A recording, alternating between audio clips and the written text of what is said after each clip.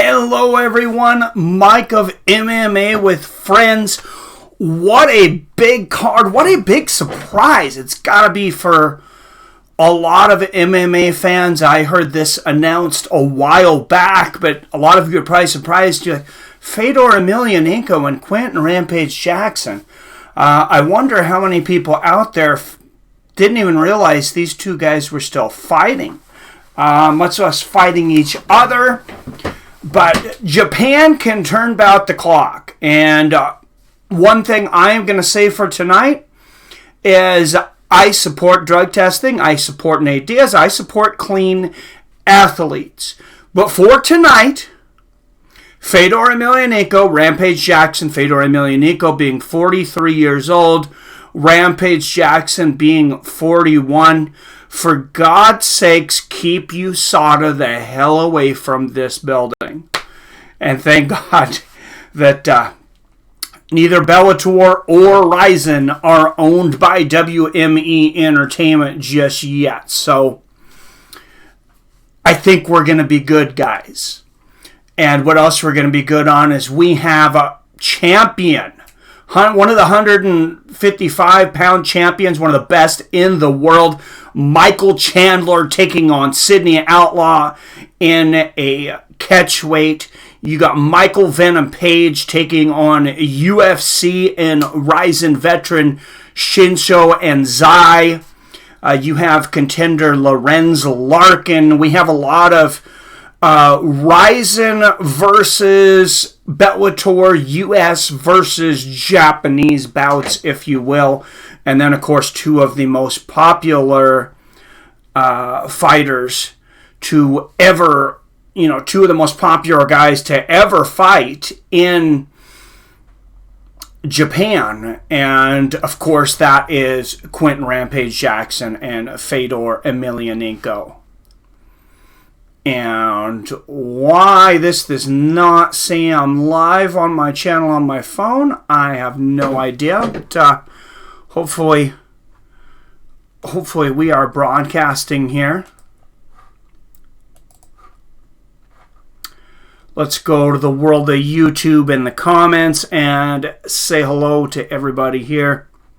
I don't know why sometimes my phone doesn't update, and that tells me that you guys are not getting the updates as quickly either, but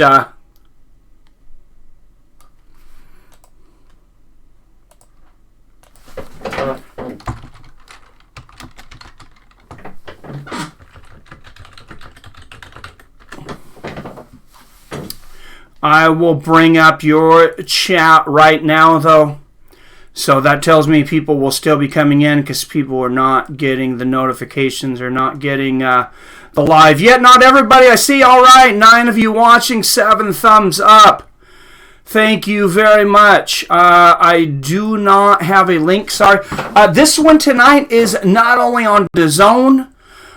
This is also on the Paramount Network. So if you have cable or you steal your neighbor's cable, people still do that? I don't know. You'll be okay. Been out of touch, combination of work and holidays. I get it. We'll try to catch you next fights. Hi to all guys and gals. Happy New Year, man. Good to see you.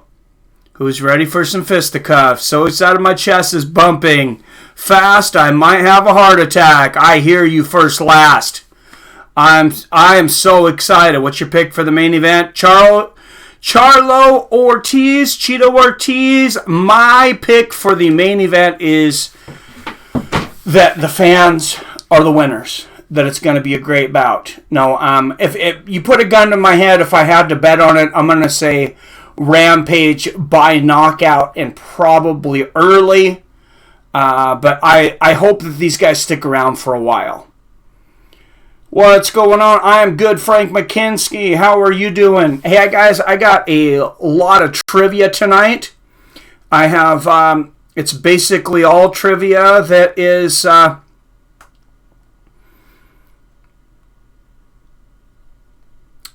everything is going to be based, questions based on people in Pride for the most part. Pride, Strike Force, and the like. So thank you for hitting the thumbs up. If you haven't hit that thumbs up button, go ahead and hit that thumbs up button again, guys. Pride never die. Talk about pride never die. We are here. We're in Japan with Fedor Emelianenko against Quinton Rampage Jackson. Who would have thunk it? This is exciting, and the whole card is sitting up there in, in the description. The whole main card. Shinzo Anzai. If you guys don't know who that guy is, before his last win, he spent the last 4 fights before that in the UFC. He's a rising favorite. He's gotten knockouts and wins all over the world. He is a legitimate threat to Michael Venom Page. Is he the top contender? The kind of guy that you fight to get a title shot? I don't know. Douglas Lima. Let's talk about that for a minute. We have a little bit of time. Douglas Lima has been criticizing Michael Venom Page. Michael Venom Page has been vehemently asking for his rematch. Of course, Douglas Lima fought Roy McDonald in their last fight. A little lackluster, but Douglas Lima came out the victor. Those guys were very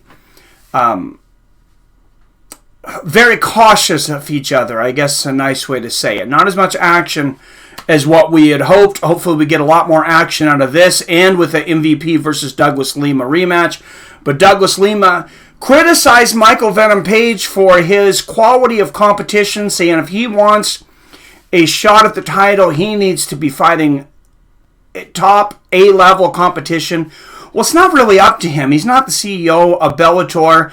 And with this fight, Michael Venom Page, this is his third fight since losing to Douglas Lima. Shinzo Anzai, although MVP is a favorite coming into this fight, he's not exactly a walkover. He's a natural welterweight, so it's not a David Rickles type situation. But some of that criticism of Michael Venom Page definitely earned. He's definitely had, a lot of guys that he's fought that you would say maybe B-class competition or towards the end of their career via Evangelistica Cyborg Santos. At the end of the day, though, I highly doubt that Michael Venom Page is doing his own matchmaking. I don't think that is up to him. And in Saitama, Japan, tonight, anything can happen. These Japanese fighters, they're going to be acclimated, of course. They've been here. How long have the other fighters been here? I don't know. I don't know exactly when everybody showed up. I didn't see a real good preview thing on this, like the UFC has been doing, does their embedded series. You don't really see anything like that behind the scenes for Bellator. It kind of would be cool to see them do something like that on DAZN. So much content out there some days lately, though, it can get hard to keep up with everything. I will say that, and Greg says, got Rampage, Chandler, MVP, and Larkin. I have the same. I do have the same picks as you. Those are the favorites. Let's look and see what the odds are doing. If you watched my preview video earlier on Fedor versus Rampage, you've seen Rampage opened up a minus 290 favorite, which, that's pretty crazy. I mean, he's only 2 years younger than Fedor. He's no spring chicken himself. He's 41 years old. Fedor's 43. Fedor's had some good knockouts recently. He knocked out Frank Mir in the first round in a matter of seconds. Ended the career of Chael Sonnen, who, like we talked about, defeated Quinton Rampage Jackson. And he's had a couple of missteps. Of course, he got knocked out very quickly in the first round by Ryan Bader. He was knocked out about a year and a half before that from the meathead Matt Mitrione. And both guys have had their ups and downs since coming into Bellator. Rampage has been more kind of skittish since leaving the UFC on that 3-fight losing streak. He's fought 8 times, which seems like quite a bit, but that's since 2013. So that's barely more than once a year, 1.5 times a year. Are you guys getting a lot of freezing?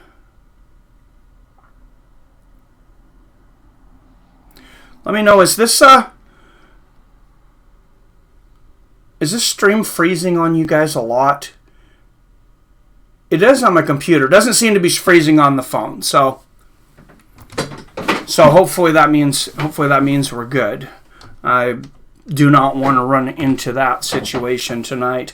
But we got a lot of trivia. Thank you, First Last. Appreciate that. I'm going to start with some trivia for them tonight, though. We already got 24 people in here. So since we don't have fighters coming down, it looks like Michael Venom Page and Shinzo Anzai are going to be the first ones to come down, which is incredible. Right? I like it. I'm happy.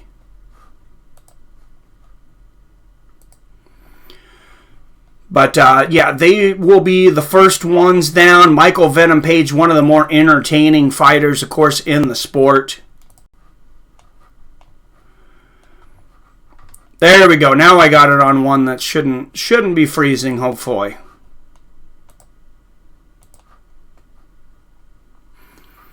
All right. Thank you, Lone Wolf.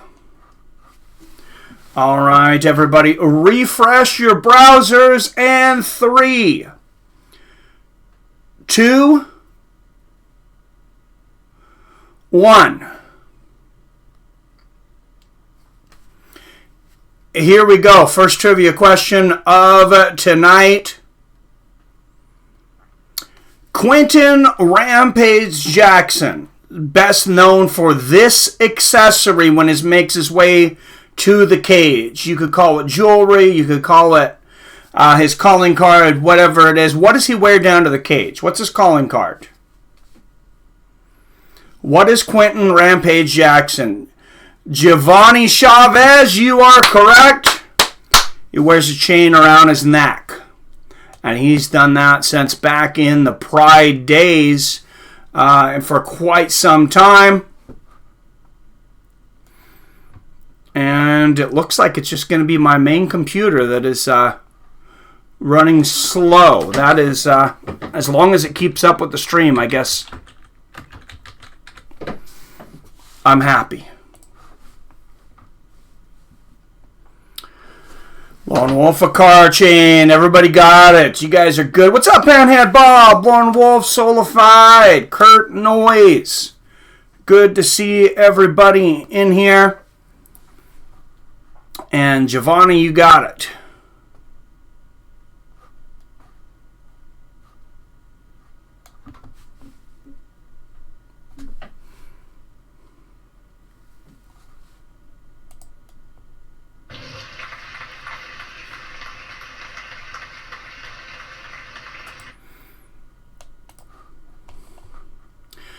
Little sound effects for you. There's going to be a second event in Japan. There will be a Ryzen event later on in this weekend. It's a double event. Tonight's the Bellator event. The next one is the Ryzen event. This one starts at 7 p.m. Pacific here in 15 minutes. That's 2 p.m. Pacific over there in Japan.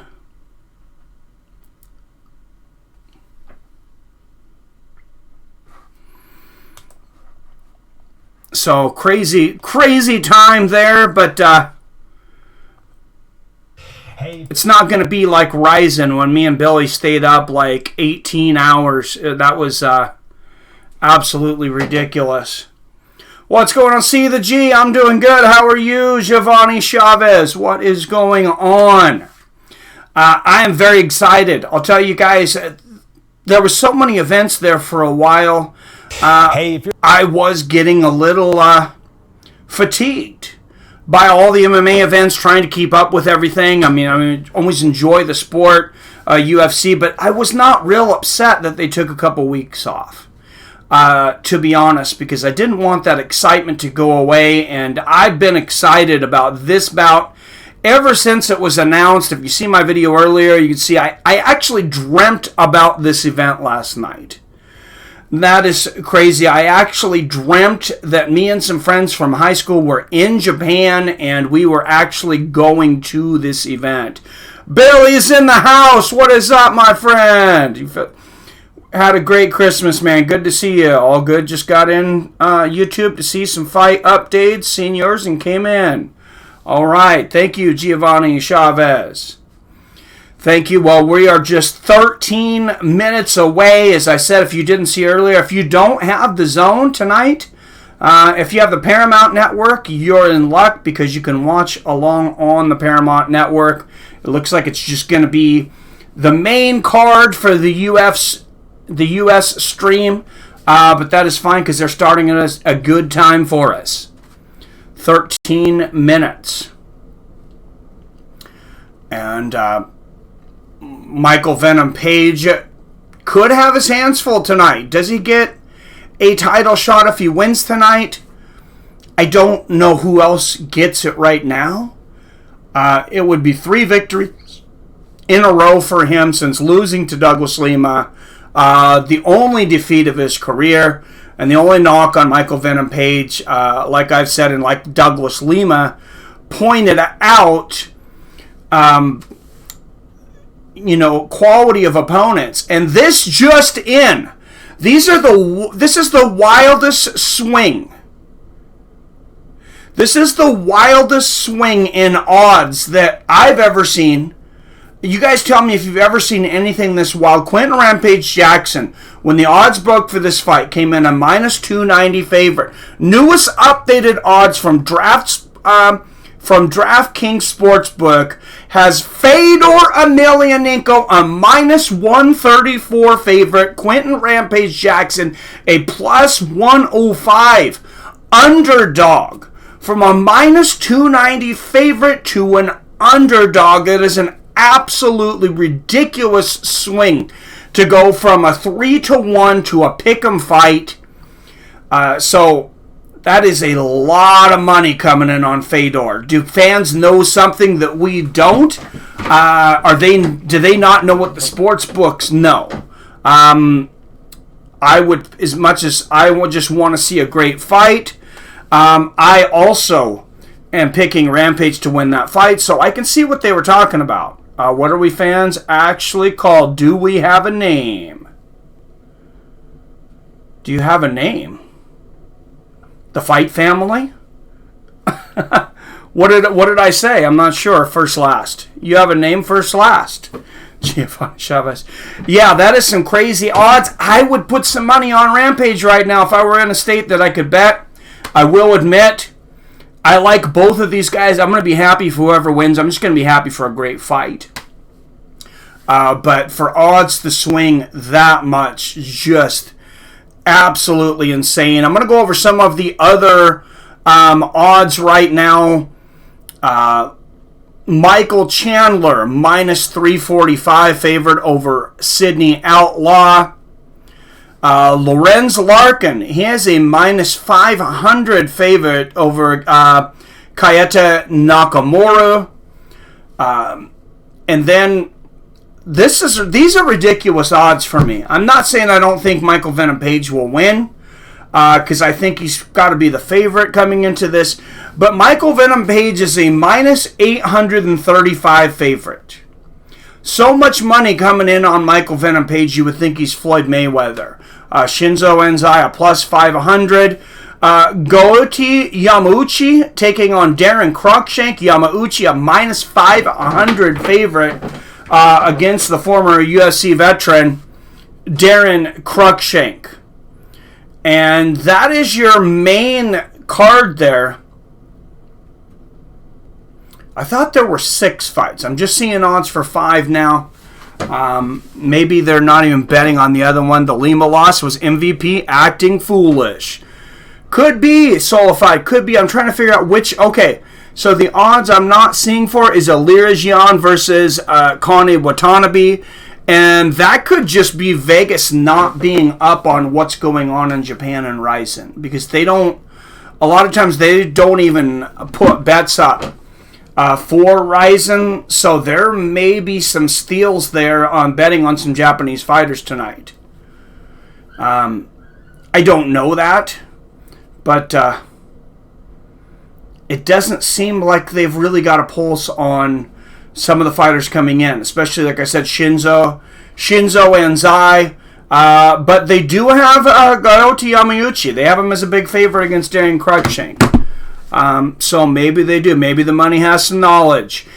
Usually those casinos, I mean, they don't build those casinos because they go broke, but for those of you that don't know, over the years, casinos have generally lost on fights. They gain it back in football, baseball, other major sports and stuff. The casinos are probably behind on fights, and especially behind that 19% profit margin that they try to keep to stay in business. If a lot of people don't know, maybe now, casinos, of course, subsidized by people at the slot machines, but also the food is not $2 for a buffet anymore like it was back in, when I was younger. You could go to, Reno or Tahoe and get great meals for almost free. They're expensive now. All the shows are expensive and everything, and they're still have a goal of maintaining about a 19% profit margin. So what that tells me is people are betting more intelligently. Especially on sports. What's up, Seven in the house? How are you doing, my friend? Seven, we are just 7 minutes away from the start of Bellator 237. And with that, let's throw another trivia question out there.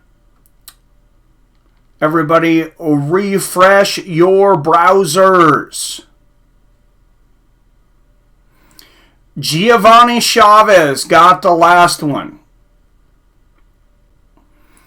Next one at 3, 2, 1. All right, here we go. Second question of the night. Fedor Emelianenko knocked out this former UFC heavyweight championship in the last fight before his first retirement. He was retiring, in front of the president, in front of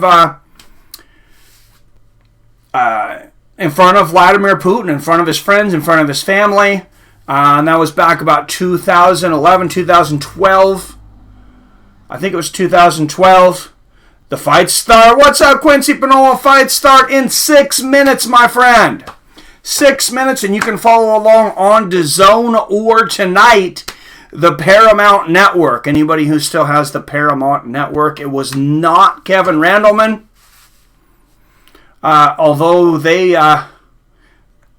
did fight as well over the years. Who did Fedor Emelianenko knock out at the end of his first retirement tour? Former UFC champion. It was not Matt Mitrione, Frank. Not Frank Mir. Although he did fight Frank Mir in the Bellator Grand Prix. What's up, Scott F.?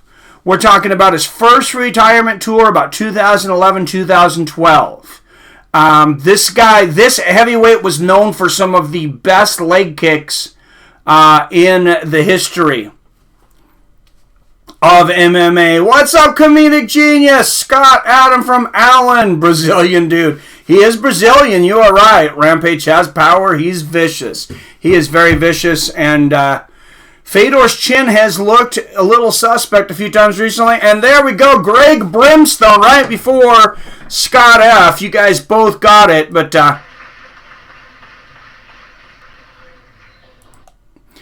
great job, sir. It was Pedro Hizzo. I know it's hard to think of those names. I wanted to double check it. When I wrote the question, I just went to go double check it just to make sure, that I was had the right name.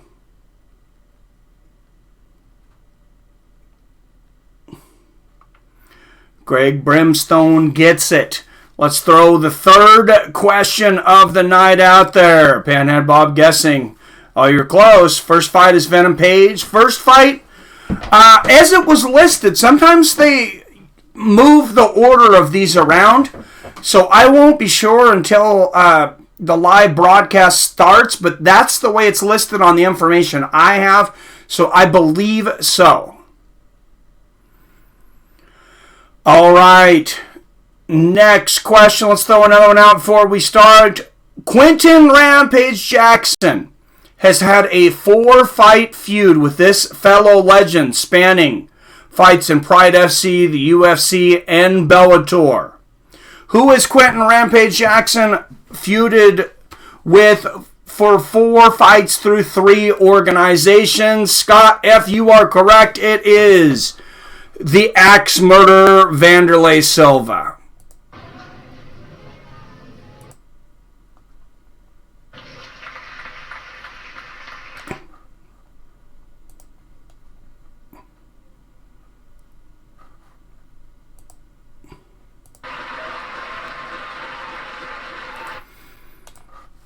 All right, great job, sir. And we got 33 in here. That's a good sign before we start. Yes, a lot of you guys knew it. Vanderlei Silva, his diet. Oh, my God. Comedic genius, you should get extra points for that. I'm ready for Silva Jackson 5. Well, if we see it, I want to see it in Ryzen. I want to see it with the soccer kicks. And, guys, tonight, I have not gotten official word, but this is Bellator versus Ryzen. This is in Japan, so I do believe. Now, this is Bellator 237, so I'm not positive, but I do believe that head kicks and knees to the head of a down opponent are allowed tonight. Tomorrow, the Bellator versus Ryzen quest continues, and it will be under the Ryzen banner.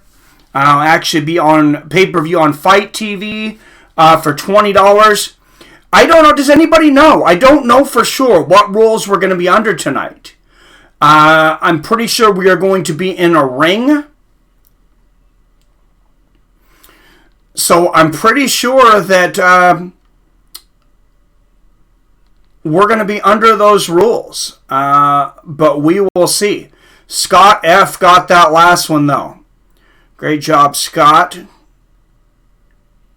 And we are getting very close to the start. Just 2 minutes away. 1 minute away now from the start of this Bellator versus Ryzen stream. Let's throw one more trivia question out there before they're able to start this. Michael Chandler is on the card tonight. Next question up. Michael Chandler lost his belt after a low leg kick in the first round from this self-proclaimed part-time fighter.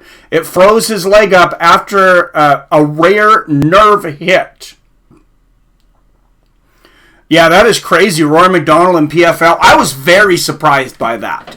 I was extremely surprised. I thought he would want to push the rematch with Douglas Lima, but not at all. I guess maybe he wants to go over there, get that $1 million, and retire, because he had talked about retiring anyways. It is not Eddie Alvarez.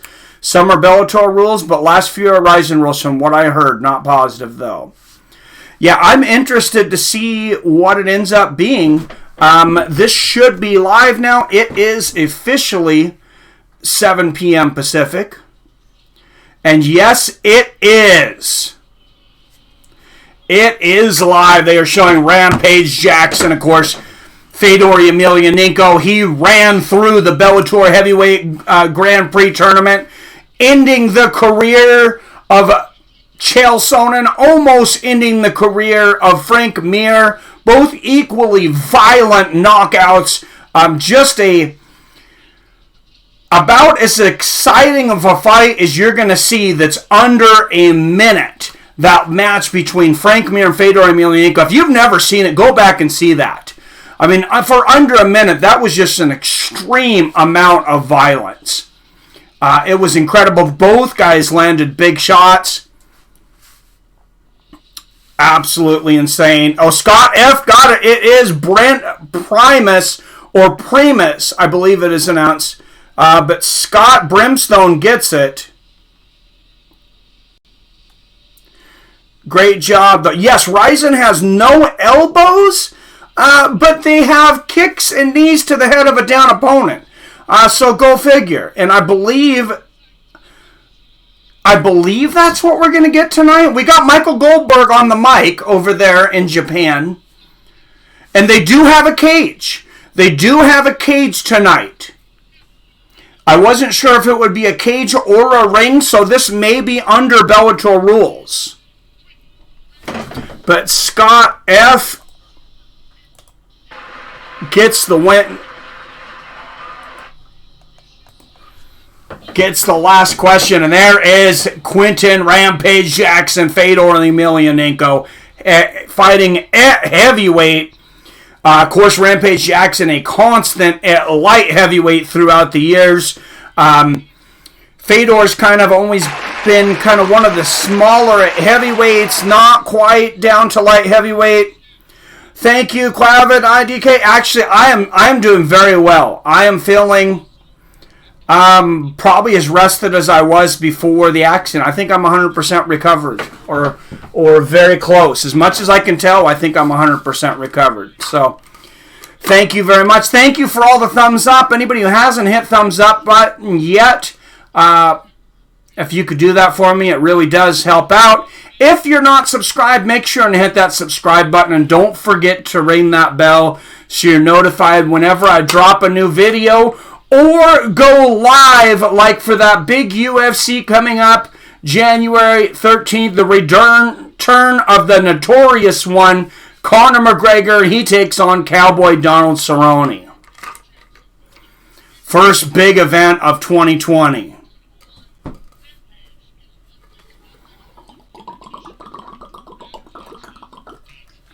Get a little bit of water. And we're going to go to the polls. For those of you that have not voted yet, if you have not voted yet, if you didn't go to notification, go to the community tab on the channel. Just go to the channel right now, go to the community tab, and you'll see the voting post right underneath. It's the second post. It'll be the second post down. And I'm going to check in on the poll right now to see where we're at. We are at 102 votes. And with 102 votes, 6% of you have Fedor by decision. 9% have Rampage by decision. 41% of you have Fedor by finish. And 44% of you have Rampage by finish. So 53 to 47%, very close right now. Voting will stay open all the way up to the main event. 102 of your votes in right now. And let's just read a few of your comments real quick so nobody can say after the fact that they knew who won. Let's see what they actually said before. Fedor isn't invincible anymore. This is DG if you're in here. But can still swing. Rampage seems to be serious about this fight, but he tends to tank out, even like you said before the countdown. Fedor's chin and Rampage hands connecting flush early, though could be a early ending for Fedor. Mac209 says they wish they would have fought 15 years ago. The good thing about it is, though, they're both fighting at the same points in their career. So I am confident that we can get a good fight. Ordinary Pete said Rampage is going to do to him like I did for Christmas dinner. Greg Brimstone said another fight, nobody loses. These guys don't have anything left to prove. We all know how great they were in their prime. My prediction for winner of the night, the fans. I've been a fan of both for a very long time, but I want to see Rampage with the win from Snake Pilskin. And actually, the first fight is going to be Goiti, Yamauchi, and Daron Cruickshank. I thought that they might switch the order up on us. Sidney Outlaw has a life-changing chance versus Michael Chandler tonight.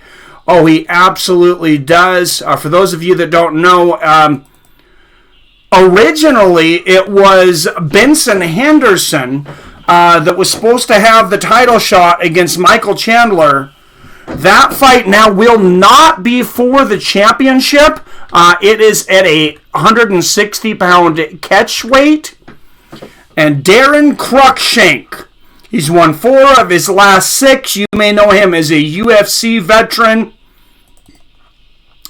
He is making his way down to the Bellator / Ryzen cage and coming down to the old school, the Hulk Hogan music, for those of you that aren't listening. I am a real American, Daron Cruickshank, and I'm sure the Japanese crowd is eating that up. Daron Cruickshank, very long career though. 36 fights, 14 knockouts, a guy that could still be fighting in the U.S., possibly could still be fighting in the UFC. Decided he liked living over in Japan, decided to move over there.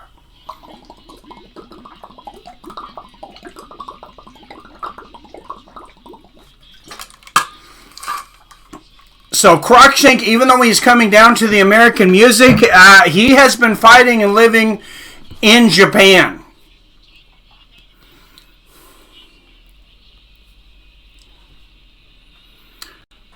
So there you go, coming down to I Am a Real American, and the Japanese fans giving the respect to Daron Cruickshank. But here comes his opponent, a heavy, heavy favorite. Almost a 5-1 favorite. And we got the fireworks.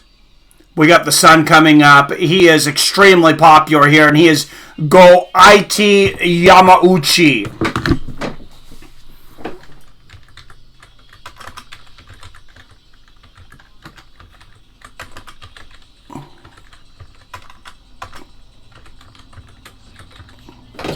I was just waiting for him to come up so I could remember how to spell his name.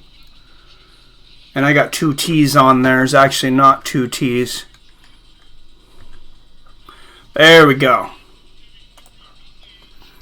Believe that is correct. This Japanese crowd is going to be going absolutely nuts for this guy. Yamauchi. Oh, Cruickshank is a WEC vet.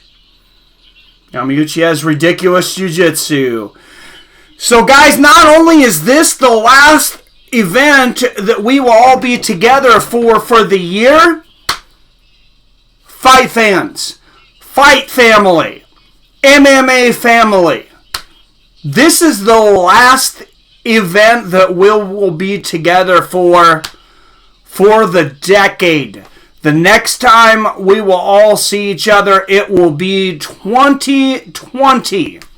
And I am working on my fights of the decade, my fighters of the decade, fights of the year. But I have a hard time saying that we can call fight of the decade, fight of the year until they're all done. Goiti Yamauchi 24-4, Daron Cruickshank 22-12. Cruickshank 8 years older at 34, Yamauchi 2 inches taller at 5'10". He'll have a 2-inch reach advantage at 74 inches. Yamauchi actually over the limit, 157.8. Cruickshank at 155.1. They must have some kind of agreement as far as that's considered. I think they usually go kilos anyways here in Japan. But the action is here. Oh! PFL Tuesday.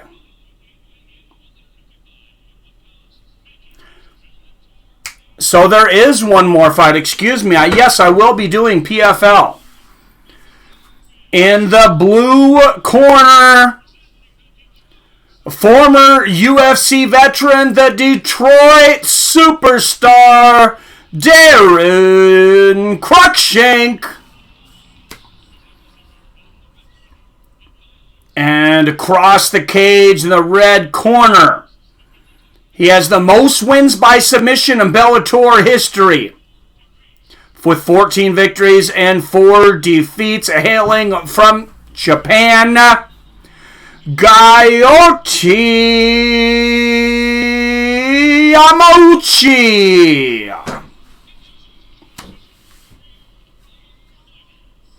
Referee will be Brian Miner. We'll see if they touch gloves. And guys, Bellator versus Ryzen.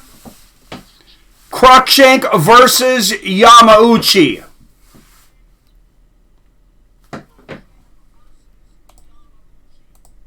Here we go. They touch gloves. And to the center of the cage, Cruickshank and Yamauchi, and it looks like my fight clock, I'm sorry, is off just a little, bit. I'm at 4:45 right now. So depending on where your stream is, you might be a little bit behind. I'm at 4:38, 37, 36. Woodley beats Edwards, says Andres. Edwards versus Woodley. Who? Man. That's a good one. I'm going to take Woodley, too, if he's serious. If he's serious, it's going to be a Styles... It's going to be a Styles make-a-fights kind of thing. And I think Woodley's got the power. I think Edwards is probably going to get into a boxing match with him, and I expect Woodley to knock him out. Nice straight left lands for Cruickshank. Inside leg kick for Yamauchi. A minute here into the first round here. Body kick there from Yamauchi. Both guys just still filling each other out. There's a body kick, another body kick from Yamauchi. Low leg kick for Cruickshank, looking to pull off a big upset here tonight is Daron Cruickshank. I don't think it wouldn't be such a big upset in my mind. Right hand rants for Cruickshank. Yamauchi's got Cruickshank around the waist right now, though. Cruickshank by the cage here.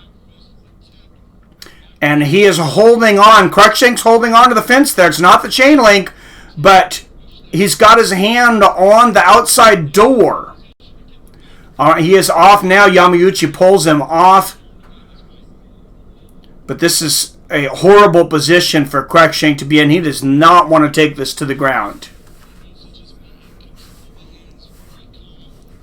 Not at all. And Yamauchi trying to get the backpack on here, trying to sync up this RNC.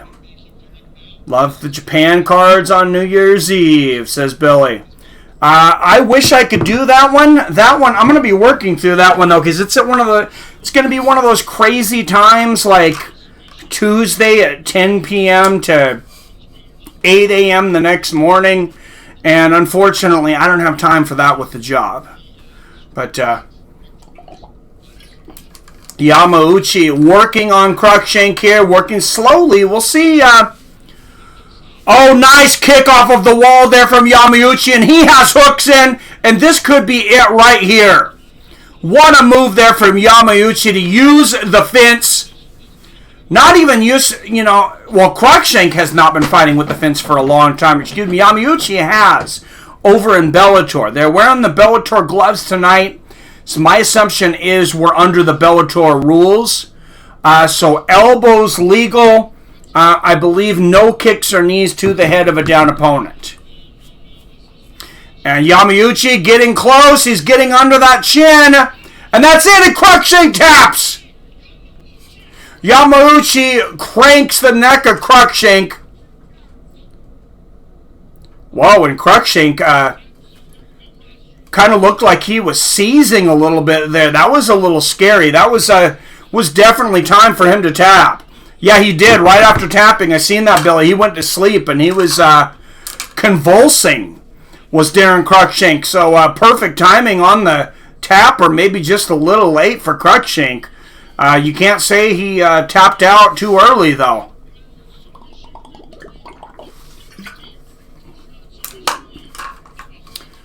Not good. Fighting with the ref. Damn. Yes, he was. Damn, he didn't know what was going on, Andres Jimenez. Good catching that, Andre.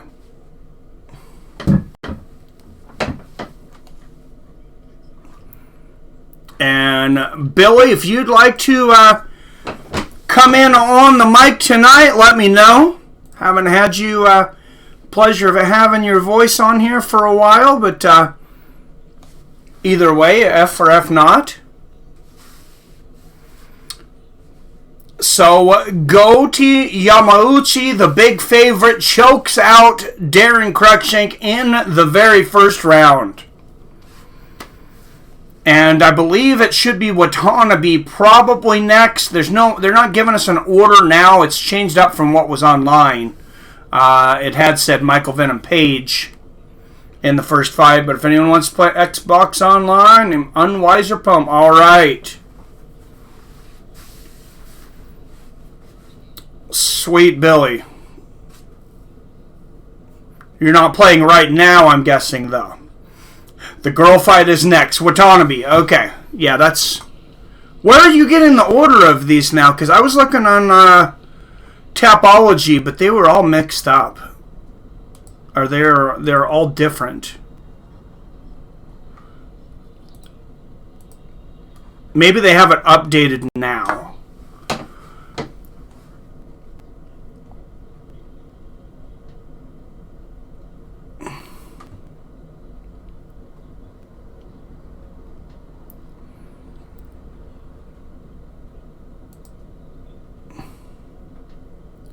Yeah, I'm going to go on there now. Bellator 237. Yamauchi submission, round 1.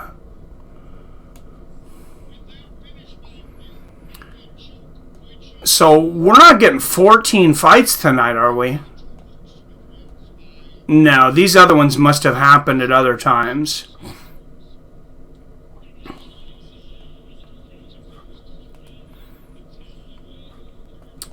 Alright. Yeah, Kana Watanabe and Ilara Joanne next. Thank you, Billy. Lorenz Larkin is fighting tonight? Yes, he is. 6 fights on this broadcast. Okay, that was the original.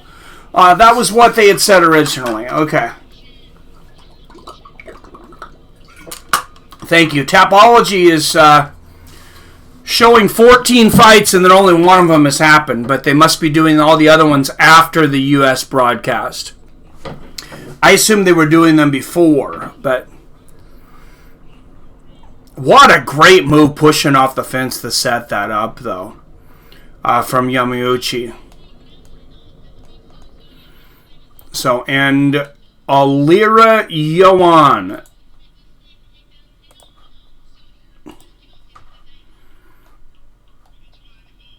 Coming up next.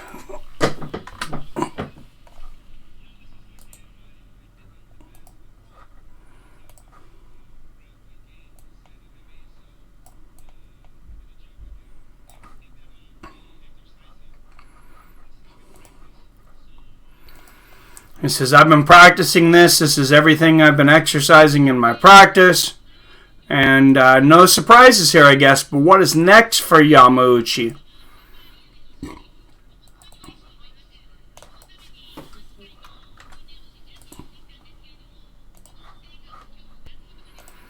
Kana Watanabe, probably one of the more familiar female names, at least out of Japan.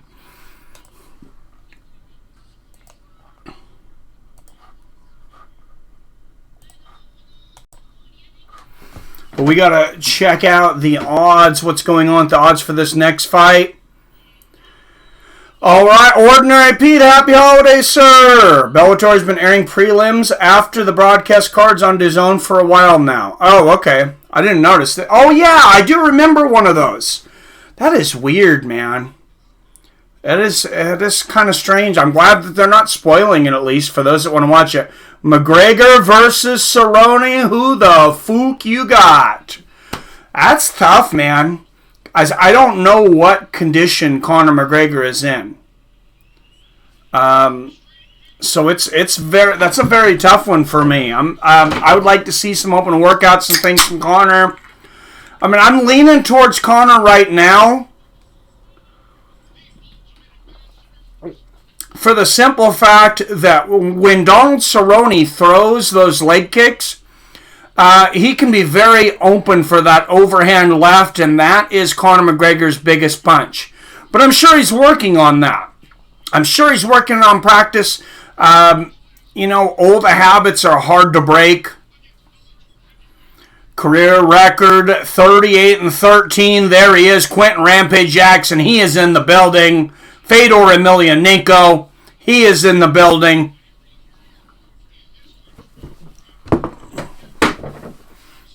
And Rampage loves Japan. If Rampage psyops Fedor, I think Fedor will retire for good this time. Well, do you want... Or if he wins, does he retire? That's got to be one of the weird things about this. You know, a lot of these guys, they don't want to retire on a loss, so they want to come back and they get with a big win.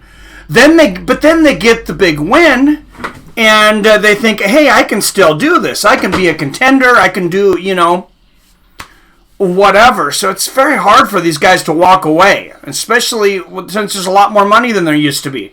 Joanne, her last defeated Bec Rawlings in her Bellator debut, October 25th.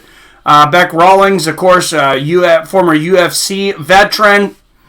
Kana Watanabe, she is on a current 6-fight win streak.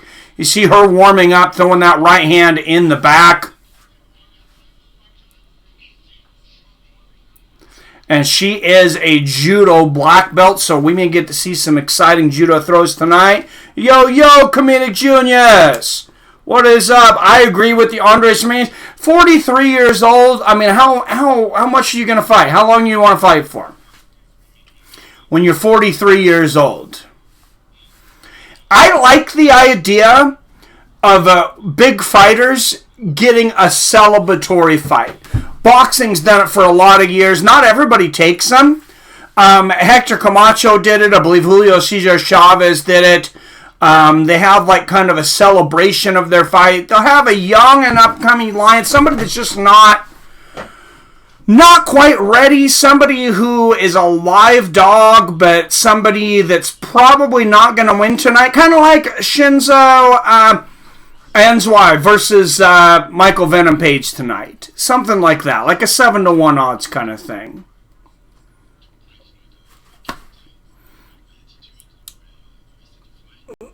Been a while since we all been best buds again, Ordinary Pete. Yes, it is good. And they're showing Tyrell Fortune. And he had great fortune in 2019. Will he contend for the championship in 2020? Who will be the face of Bellator's heavyweight championship going into 2020? You know, Ryan Bader is... he's shown interest in going back down to light heavyweight and just defending that belt, not really wanting to fight at heavyweight anymore. I imagine they've thrown a lot of money his way to keep him there, though.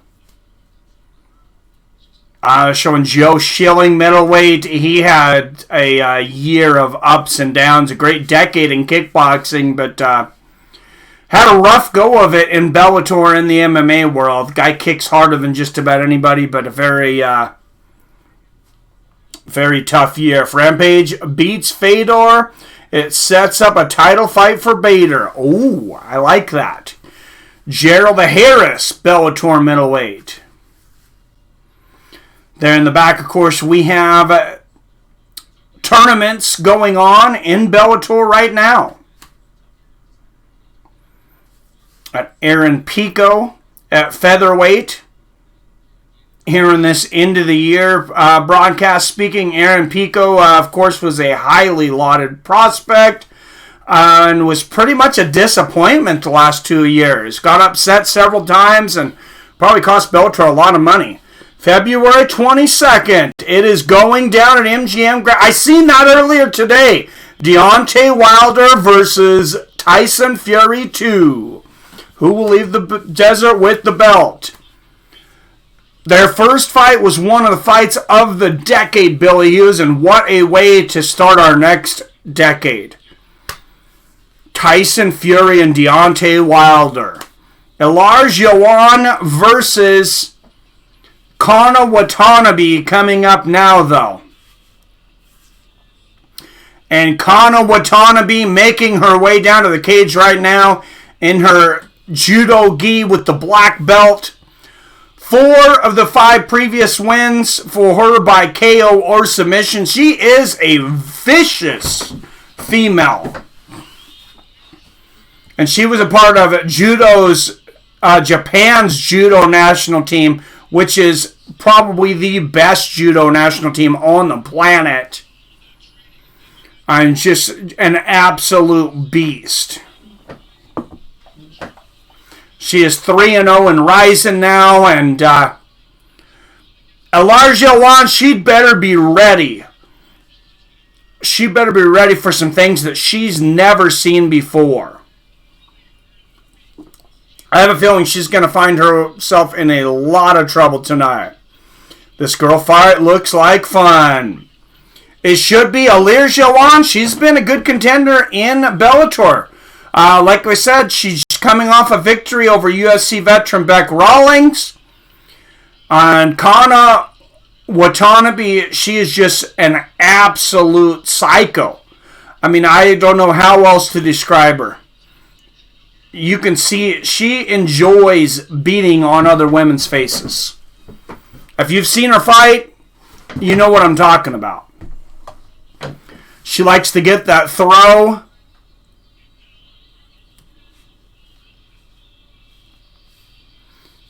And then just beating some ass. Ilara Joanne coming down to Christmas music.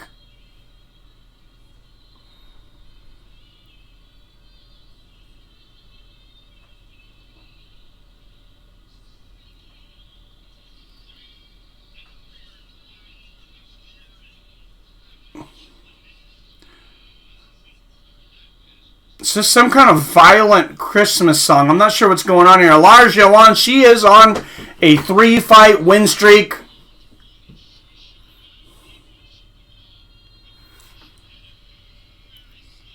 Yeah, I think this one will be fun. Yeah, we're okay now, Ordinary Pete. The censors are biased a little bit. I think we're going to survive the new year without having too big of a YouTube adpocalypse. That's going to mostly, I think it's mostly going to affect those doing children content. Ilara Joanne, 9-4. Kana Watanabe, undefeated at 8-0-1. Watanabe 6 years older at 31. 3 inches taller and a 2-inch reach advantage at 66 inches for Watanabe. 3 inches taller at 5'6". And these are 125-pound flyweights. Stewie in the house. Merry Christmas, sir. Just ate the nastiest edible. What was it you ate? Edibles are... Man, I got to be quiet, but they are so good now. You can get them that don't taste... They taste like candy. Kana Watanabe, 3-time Ryzen veteran, 8-0-1, former Japanese judo national member, and a judo black belt, Kana Watanabe. Nice knowing you guys. See on the... Oh no, it's supposed to be chocolate and tasted like soap. Ilara Joanne, she's won 9 of her last 11 fights. She is on a tear. Had tons of edibles. This, some reason, was gross. I'm not sure why. The best one I ever had tasted like a truffle. Peter Ordinary. I've not had a lot of them, and of course I can't have them on the job I have now, of course. Kevin McDonald is going to be the referee.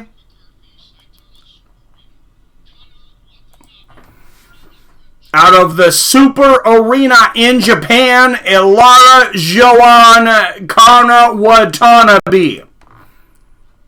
Here we go.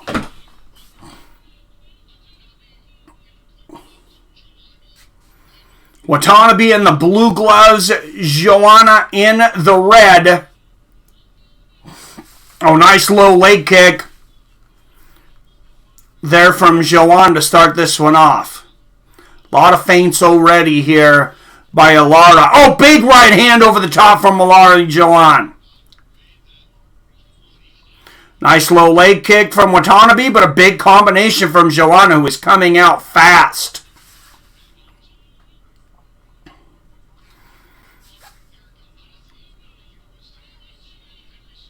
And the younger Joanna, we're going to... we're going to find out what kind of competition Watanabe has faced to become 8-0, I guess.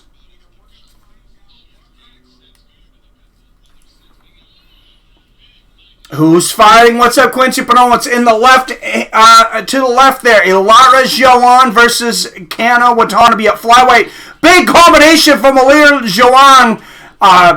Kana, Watanabe going for a single leg and gets punished. Big body kick from Ilara and a left hook to cap it off. Big shots from Joanne. Right hand and a left hook there, and she is punishing the undefeated Watanabe on her feet tonight inside this Bellator cage. Another combination from Joanna. Oh, Watanabe with the judo throw and the great transition. She's looking for that armbar. Ilara's got to be very careful here. Ilara landing some ground and pound here, but she's got Joanne in a precarious position here. Joanne shooting up for an armbar now.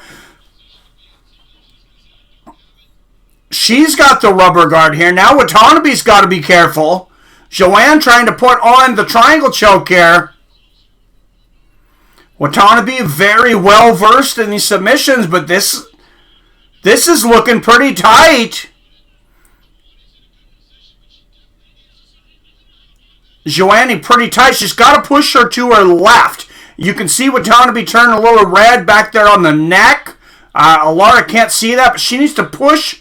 She needs to pull her in closer and push her to her left. Watanabe's got to push to the right and try to spin out of this. Oh, and nice elbows from the bottom there for Ilara. Excuse me, Watanabe needs to spin to her left. And there she is now. She's trying to. And she's out! And lands a right hand to the body. Watanabe out. My wife was making cookies. Sounds good, man. I got the Brazilian, says Quincy. Good luck to hometown girl. Hope she wins. All right, and Joanne looking for the triangle up against the fence here in the north-south position here.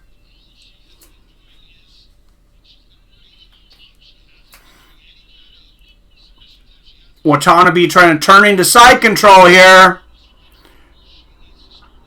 And as a judo player, these judo players, they like this side control for head and arm chokes and for armbar. She's on the wrong side, actually, to get that armbar, though.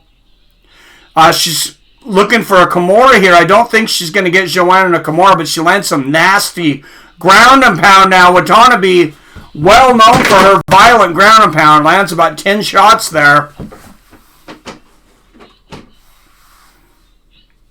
Send me some cookies, Pete. No. And big left hands here from Watanabe. Fast action here in the first round. Ilara Joanne versus Kana Watanabe.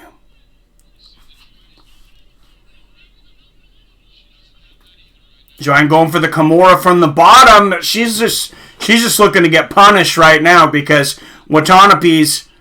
Oh, yeah, she was leaving the side and her ribs open there, and she noticed it and let go before Watanabe could play her rib cage like a drum. And look at Watanabe now in a good spot for the head and arm or a neck crank, but she's going to run out of time, it looks like.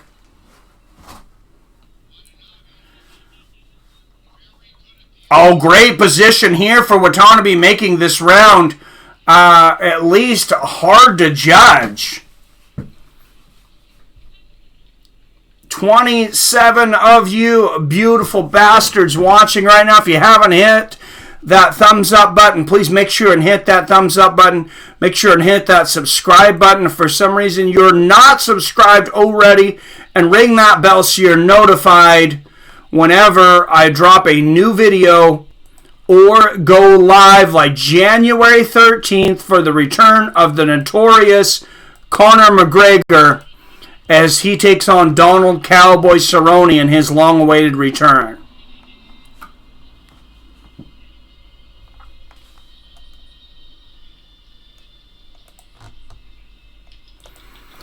we will see a round 2 here between Ilara, Joanne, Kana, Watanabe.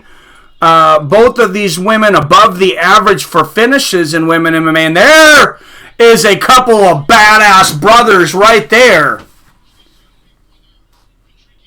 Patricio and Patricky Pitbull.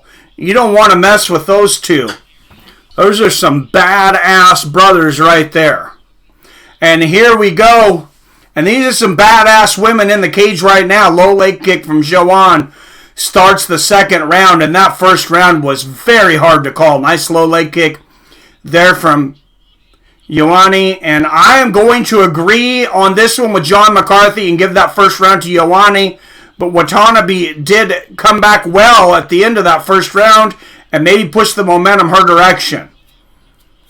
Watanabe going for the Uchimata there. Then a Tayatoshi, a couple of judo throw attempts there, but nothing going on.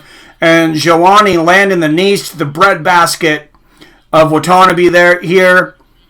And again, winning the stand-up war here. Not a whole lot of action up against the fence here. Michael Chandler still to come tonight. The great lightweight 155-pounder. The greatest Bellator fighter maybe of the decade. One of the greatest lightweight fighters of the decade. And great Uchimata throw there for Kana Watanabe. But Ilara Joanne does what she should have. Rolls with it. Ends up on top and lands 2 vicious elbows. And now she's on top of Watanabe in half guard. Joanne knew what was going on right there and rolled with that beautiful throw and ends up on top. What a great move.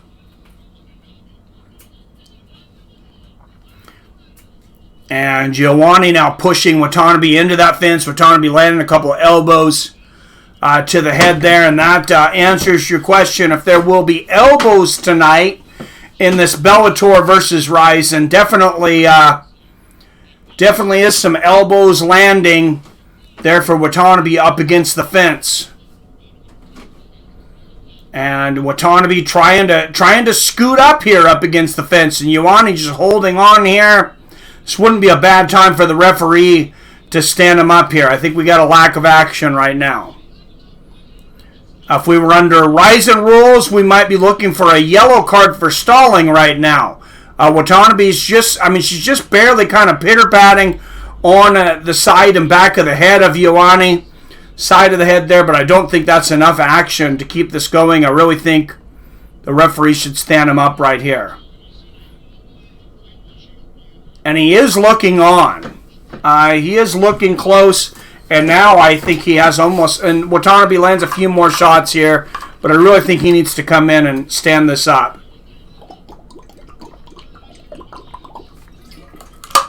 He's calling for more action. Nobody's progressing position right here. What's up, Denise Huey in the house? How are you? Good to see you in. And Joanne trying to push Watanabe now closer.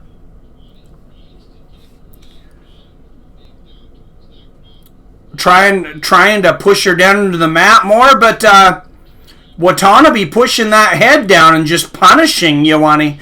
It is Watanabe that is scoring right now and not Joanne. You have to hope that these judges are educated enough to know that. And not just look and say Joanne top position. This is not even technically top position. And Watanabe is the only one doing damage right now. Good to see you, Denise. Late Merry Christmas and Happy New Year. And just a stalemate here, like I said. Joanne continuing to push on Watanabe up against the fence and just patience being shown by this Japanese crowd. They know under Ryzen rules this would have been stood up here. And now a flurry of right hands from Watanabe. She is known for this violent ground and pound, and she could end up getting a stop here. She lands about 20 shots in a row, and Ioane was unable to defend herself there.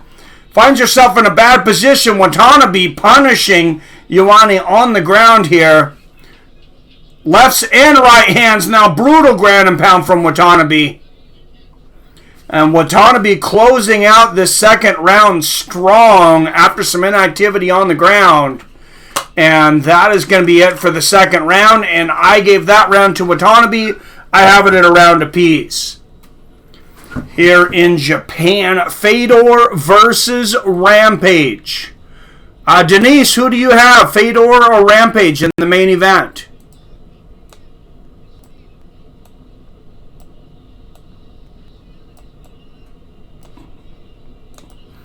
Round 3 coming up. Will there be a finish? Will it go to the scorecard?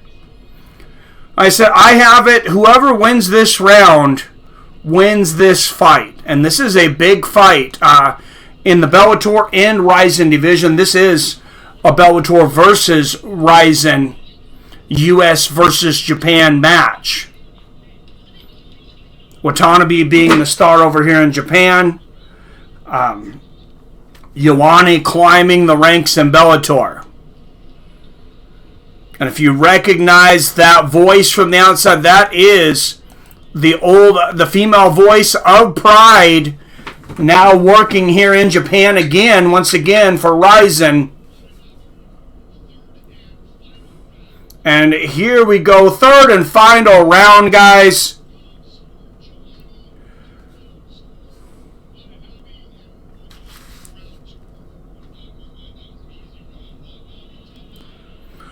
And I have it the same way as Big John.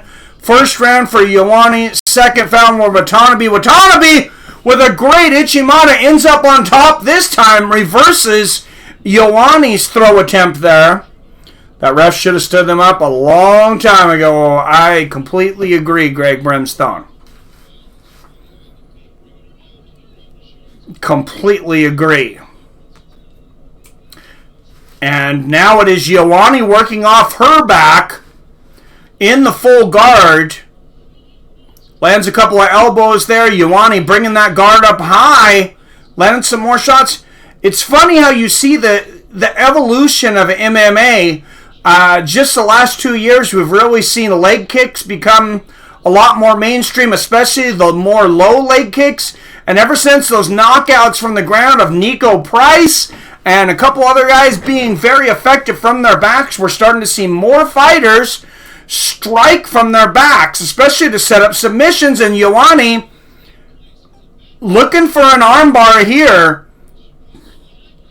Oh, and a big right hand from Watanabe to get out of that. But Ioane working very effective, striking off her back. A lot of fighters, you're seeing them use that rubber guard to pull fighters down, control their head with their legs, and especially if they can isolate the shoulders. And then they can land those strikes from their back, basically against a defenseless opponent. We might see Tony Ferguson do that against Khabib Nurmagomedov, and a lot of people think that's exactly what he plans on doing. And Watanabe steps over to half guard now, and she is in a great position now. A couple of left hooks to the side of the head of Ioane. And this is anybody's fight here in the third round. A couple more big right hands to Watanabe. And if this goes to decision, like I've said, I believe this round is the fight. Watanabe trying to pass that half guard, trying to pass in the side controller mount here. She moves to the right. She can go to side control. She moves to the left. She will look for full mount, and that's what she does. She looks to slide to the left, and Ioane stops her this time, but she's sliding that left leg up. It ends up in side control. Goes the other direction. Smart move. She's still got one leg stuck here, though. I seen her. She started turning towards side control, then went back the other direction towards mount, back towards side control, trying to keep Ioane guessing here. Lands a right hand there on the bottom. Nice elbows and a hammer fist. Big hammer fist from Watanabe. And she has studied a lot of Niwaza, as they call it in judo, the ground game. They call it standing is randori. The ground game is Niwaza. She was a black belt on that Japanese national team, so no doubt got a lot of practice against a lot of high-level ladies. Joanne landing a few shots here from the bottom. Watanabe ground and pound, but Watanabe not able to go for submissions of her own here. So it'll be interesting to see how the judges want to score this, coming down to the last minute of this fight.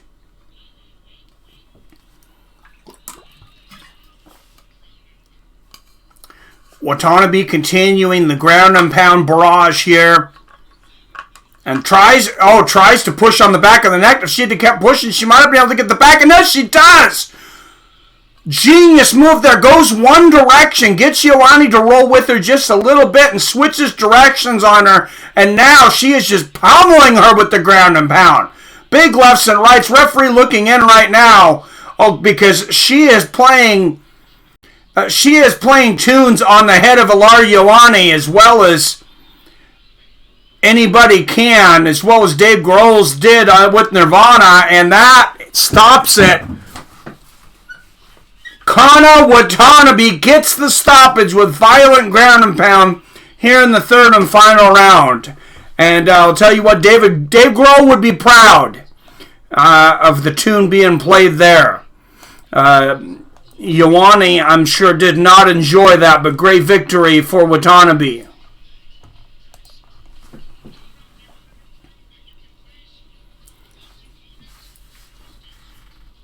Wow, and the question about Watanabe coming into this 8-0 was her strength of opposition. She just defeated an Ilara Joanne that was coming off a victory over Beck Rollins. 3 wins in a row, 11 out of 12. Kana Watanabe could be well on her way to being one of the best female featherweights in the world.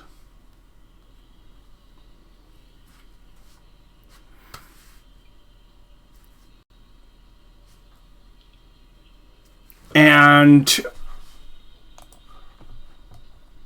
I'm not sure where you're looking, Billy, but what is the next fight up? Hopefully yes, they have changed the order now. Now they got it up. It looks like it is Shinzo Anzai versus Michael Venom Page up next.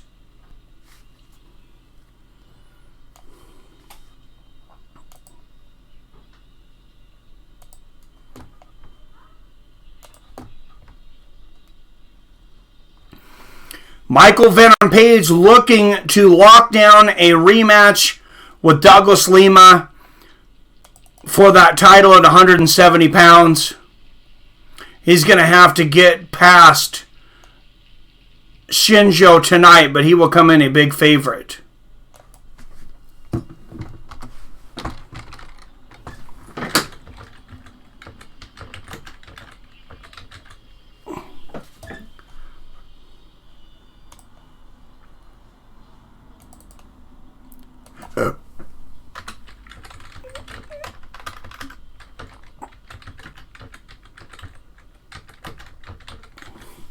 Michael Venom Page up next. Shinzo Anzai at welterweight.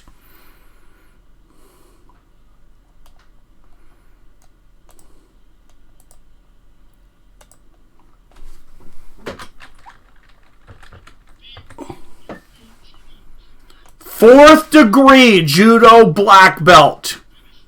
Kana Watanabe. That is the skills to pay the bills, guys.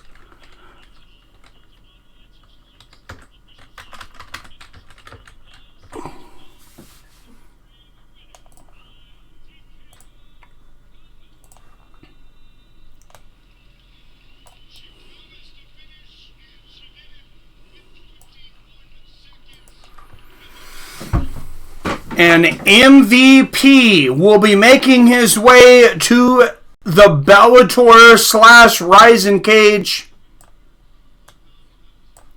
here soon, and they will first interview Kana Watanabe here, John McCarthy.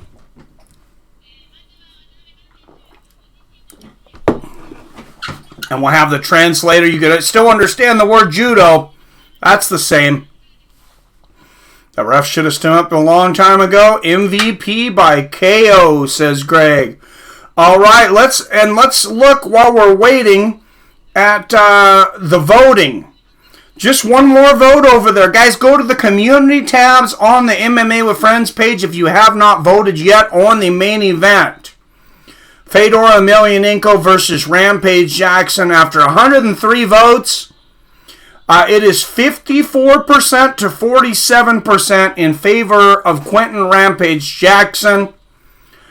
41% have Fedor by finish, 45% with Rampage by finish. And I said earlier, but for those that missed it, this is one of the biggest swings I have ever seen on odds for a fight. And this fight, moneyline, is now locked. Fedor Emelianenko has finalized a minus 134 favorite. Quinton Jackson, a plus 105 underdog. Quinton Rampage Jackson started a minus 290 favorite. And Lorenz Larkin is warming up in the back right now.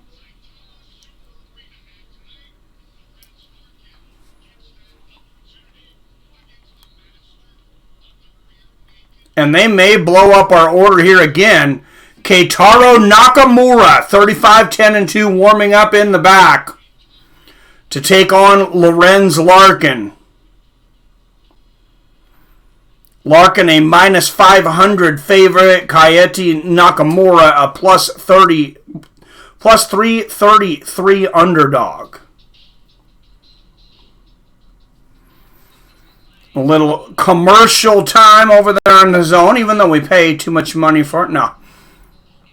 So let's throw out some trivia. Everybody refresh your browsers. And 3, 2.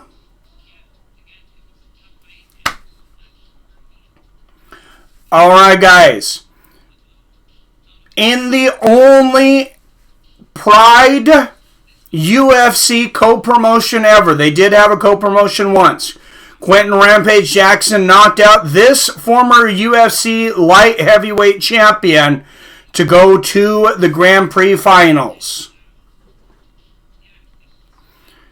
Billy Hughes, you are correct. It was Chuck Liddell.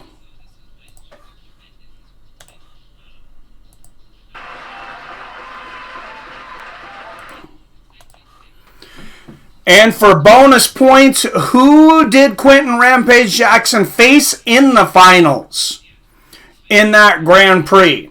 Gets past Chuck Liddell, and who did he face in the finals?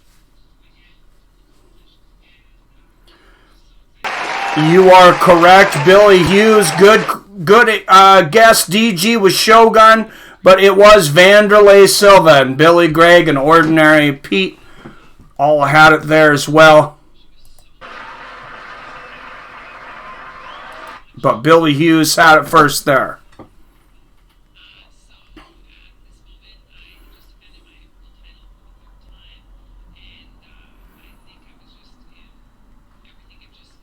Good one there for Billy, and everybody is already refreshed. So let's throw another trivia question out there. This newly signed Bellator heavyweight and former UFC champion could face the winner of tonight's match. He spent his last years with the UFC on USADA suspension due to tainted supplements. Liddell beat Guy Mezger and Alistair Overeem before losing to Rampage. You are correct. It was not Ryan Bader. Not Fabricio Verdum. Although he may be heading over to Bellator. I have not heard anything. This guy has already had a match scheduled. I believe it had to be rescheduled here recently. But I know he would like a piece of either one of these guys. I'm pretty sure. Billy Hughes, J Dig right behind you, 1982, but it is Josh, the War Machine Barnett. Not War Machine, excuse me, the War Master. That would be an insult to say that name. The War Master, Josh Barnett.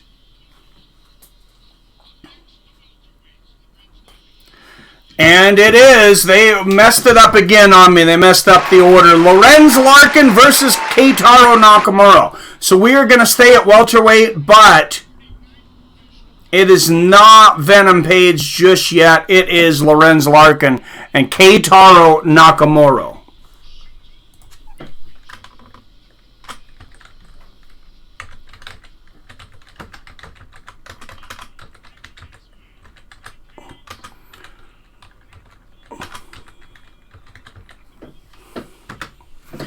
And here comes Nakamura down to the cage. Very cool seeing these old school Pride entrances, though. 24 wins by knockout or submission for Nakamura. He will have his hands full tonight with Lorenz Larkin.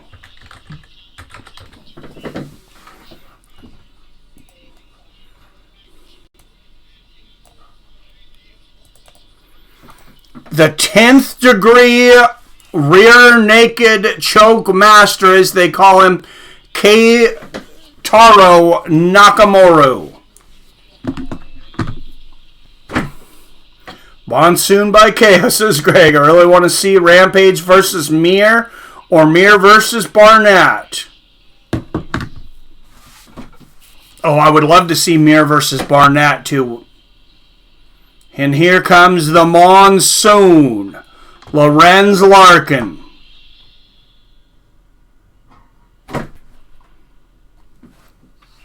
I really enjoy these theatrical entrances, especially when you can do it in a way that it doesn't take a lot of time. I think it's genius. I don't see the downside to it, to be honest. I mean, this whole entrance is going to take maybe a minute. And no really any longer than a lot of the entrances in the UFC. And this is, I mean, I think that there's a lot of theatrical value to these kind of entrances. Lorenz Larkin on a current 3-fight winning streak.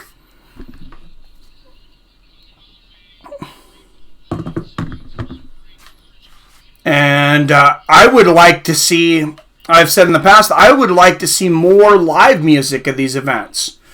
Especially for the last main fights. I mean, why not have Megadeth or Metallica come out, or some DMX, or, you know, I'd like to see these worlds mix more. I don't think that makes me, you know, not a purist. That just makes me a lover of fighting and entertainment. But, yeah, Mir versus Barnett. I cannot wait to see Josh Barnett get into the cage. At any time, against anyone. And he has a fight scheduled. Josh Barnett, for those of you that don't know, I don't know who he was, I don't remember who he was supposed to fight, but he was supposed to fight in the last Bellator on the main event, and he had the flu. He did not drop out of the fight himself, but he was not medically cleared, and they had to reschedule the main event. Different fighters moved the co-main event, I believe, up to the main event.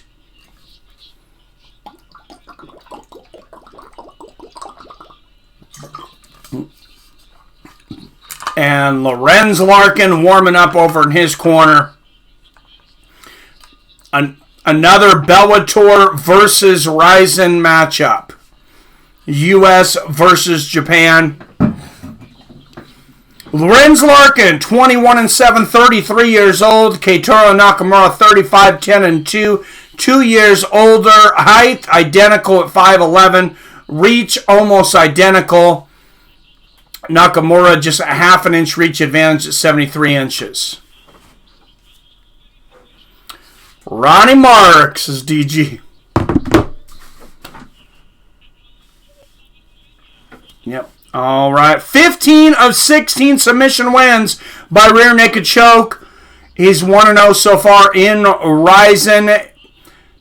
Out of the blue corner, out of Tokyo, Japan, Keitaro Nakamura. And he gets a lot of cheers here from the hometown crowd. What's up, Sid? Fedor fight probably starts in around an hour and a half. Lorenz Larkin, he has notable wins over Jorge Masvidal, Robbie Lawler, Andrei Korshkov, and Neil Magny. Wow, what a list there. 21-7 as a professional. Lorenz, the Monsoon Larkin. Referee will be Jason Herzog.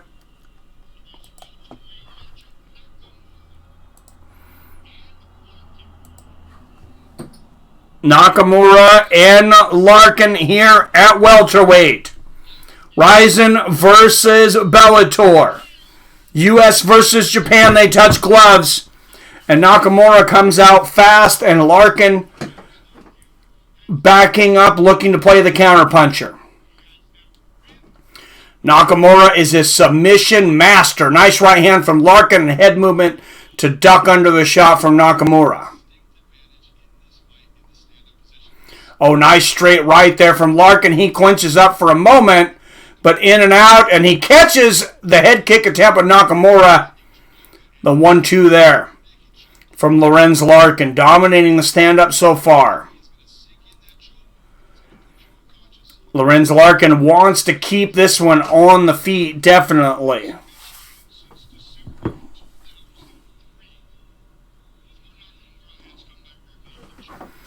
And Nakamura continuing to move forward. Larkin really advancing around well on his feet tonight. Lands a nice body kick there.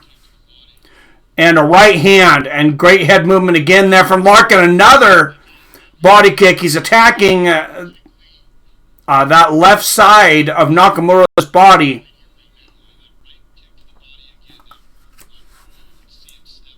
Right kicks to the body. I would keep going for the nice whipping inside leg kick there from Larkin, and a straight right, and he's really catching Nakamura guessing, and Larkin is starting to have pinpoint accuracy here. Inside leg kick from Larkin. Nakamura has no idea what's next, and Larkin goes for the spinning wheel kick there, barely misses.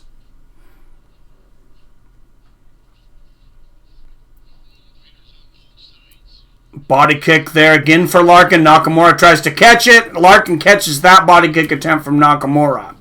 Lorenz Larkin just controlling the timing and the distance right now. Nice jab there from Larkin. Nakamura comes back. Oh, and Larkin goes for that head kick. Part of that got through. I think a right hand or a right uppercut lands for Lorenz Larkin, and he is swinging for the fences now. I think he has a feeling that he can get the knockout tonight, and he might be right. Body kick for Nakamura, left hook for Larkin. Straight right for Nakamura. Oh, Larkin barely misses with a wild left hook. Lands a straight right behind it, though, halfway through this first round. Thank you, Sid. I'll back up a little bit. Who won the last fight? Kana Watanabe won the last fight. I'll push my mic back a little bit, too. Thank you for letting me know.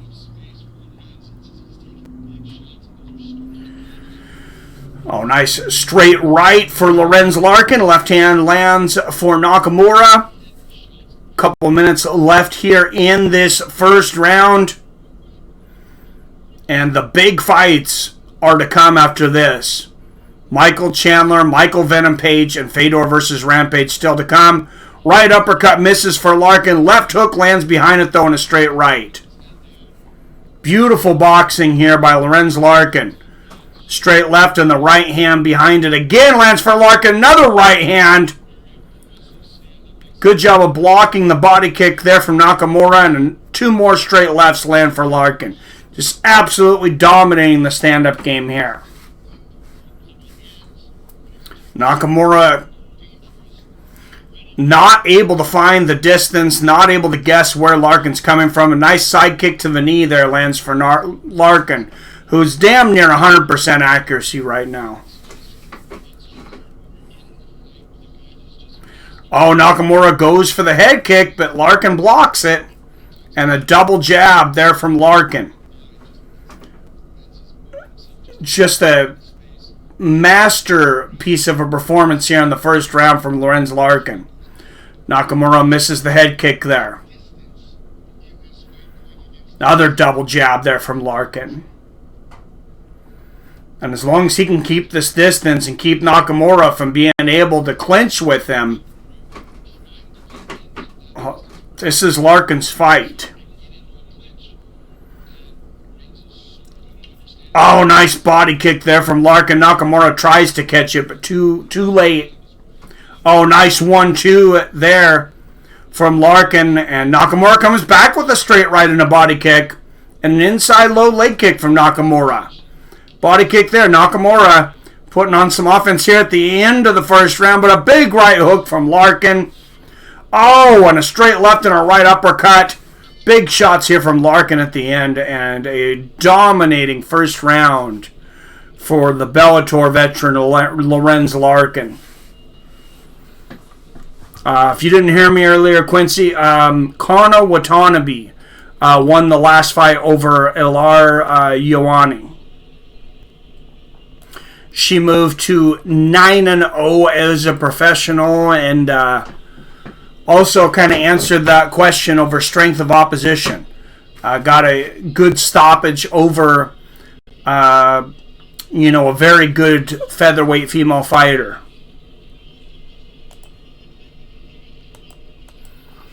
I'm interested to see if we will see Kana Watanabe in the UFC. I think she could definitely compete with some of those featherweights there. She may end up in a situation, Liz Carmouche kind of situation, though, where they don't think she will be the champion, but she might end up defeating all their contenders.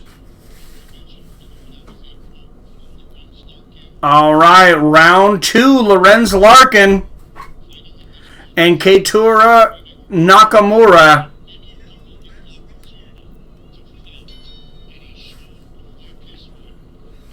And we'll see if Lorenz Larkin is able to continue the stand-up dominance, or if Nakamura is able to cut off the cage, get inside and clinch with Larkin and go for the takedown. Use some of that masterful judo and submissions. Wow, she hot. The sub nice, says Quincy. Inside leg kick there for Nakamura.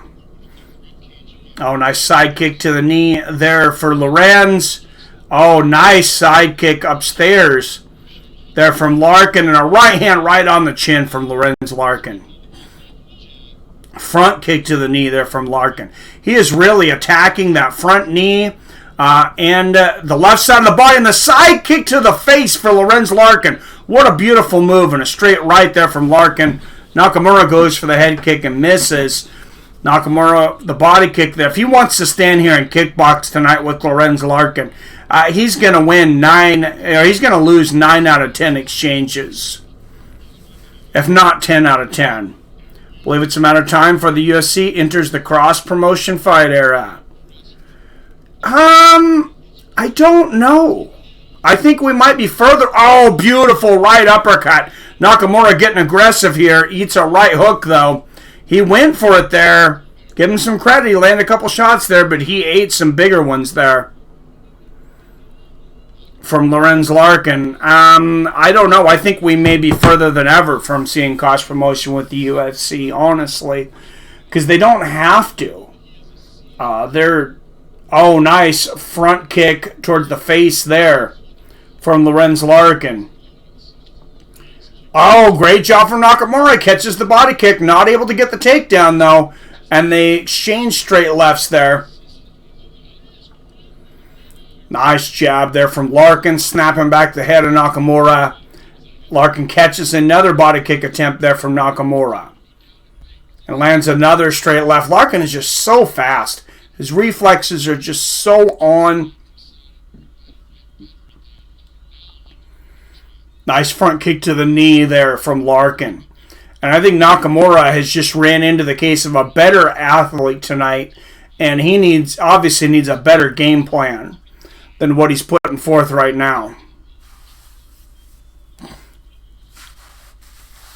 Inside leg kick there lands for Nakamura. I think it'll be Dana who ushers this in alongside boxing. Right hook lands there from Nakamura and an inside leg kick. Nakamura getting some offense going. Right hand to the body for Lorenz Larkin. I would love to see that. I would love to see that solidified. I hope you're right. A straight left lands there for Larkin. I would like to see more. Oh, beautiful leg sweep there from Larkin. That leg kick puts Nakamura on the ground for a moment. And Lorenz Larkin with another combination with the hands here. And Larkin, he's just playing a video game right now. Slips the left hand there of Nakamura. Inside leg kick lands for Nakamura. But Larkin just not real. I don't think he really respects the shots from Nakamura. And Nakamura's not a knockout guy. Front kick to the knee again there from Lorenz Larkin.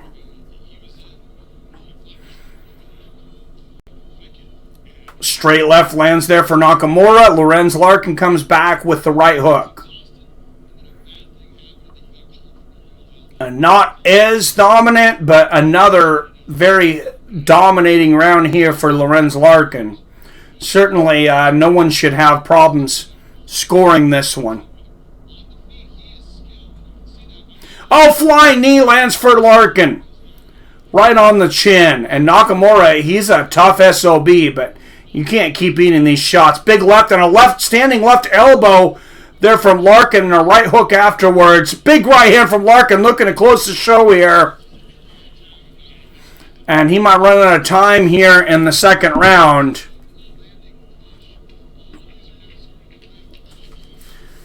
But last few seconds of the round here, Larkin really pushed this back. A big right hand he ends the round with, and another huge round for Lorenz Larkin. Wow. All right, 37 of it, you beautiful bastards up in here. Everybody, please hit that like button. Don't forget to hit that subscribe button if you're not subscribed already, and ring that bell so you're notified whenever I drop a new video or go live, like January 13th for the return of the notorious Conor McGregor versus Donald Cowboy Cerrone.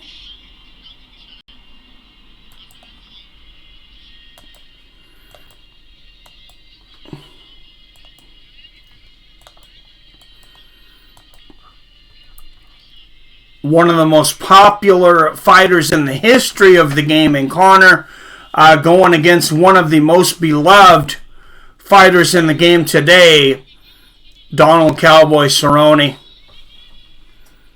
And I think that's going to be a great matchup at welterweight. A lot of people, including myself, pretty surprised that Conor's coming back at welterweight and still calling for the rematch with Khabib at lightweight. So, interesting. MVP is next. I believe he should be next. Think Conor gets the win, says Solified. It'll be interesting, man. Will be very interesting. Larkin, great left hand there. Counter as Nakamura comes in here at the beginning of the third round. Oh, big 1-2 there from Larkin.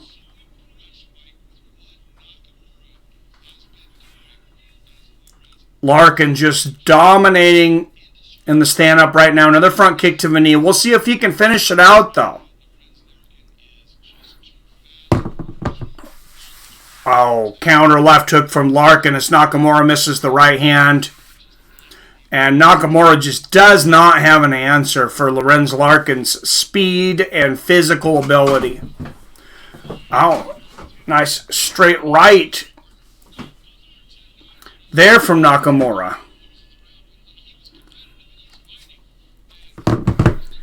And Larkin switching stances there for a moment. Back to orthodox. Snaps Nakamura's head back with a jab again. Oh, big right hand from Larkin. You got to think he's got to want the finish here. I know he has been dominating, but to prove that he can out-kickbox a guy that everybody knew he was a better kickboxer than, I think he really needs the finish here. Front kick to the body for Larkin.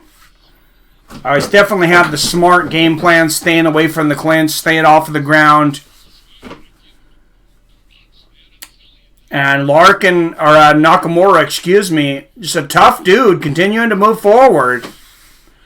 Just not able to get his gloves on Larkin or his hands. Lands a body kick there, though. Big 1-2 from Lorenz Larkin.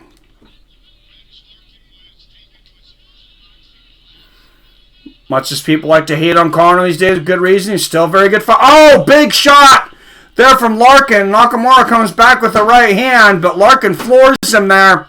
Straight left from Larkin. Larkin looking to close the show right now.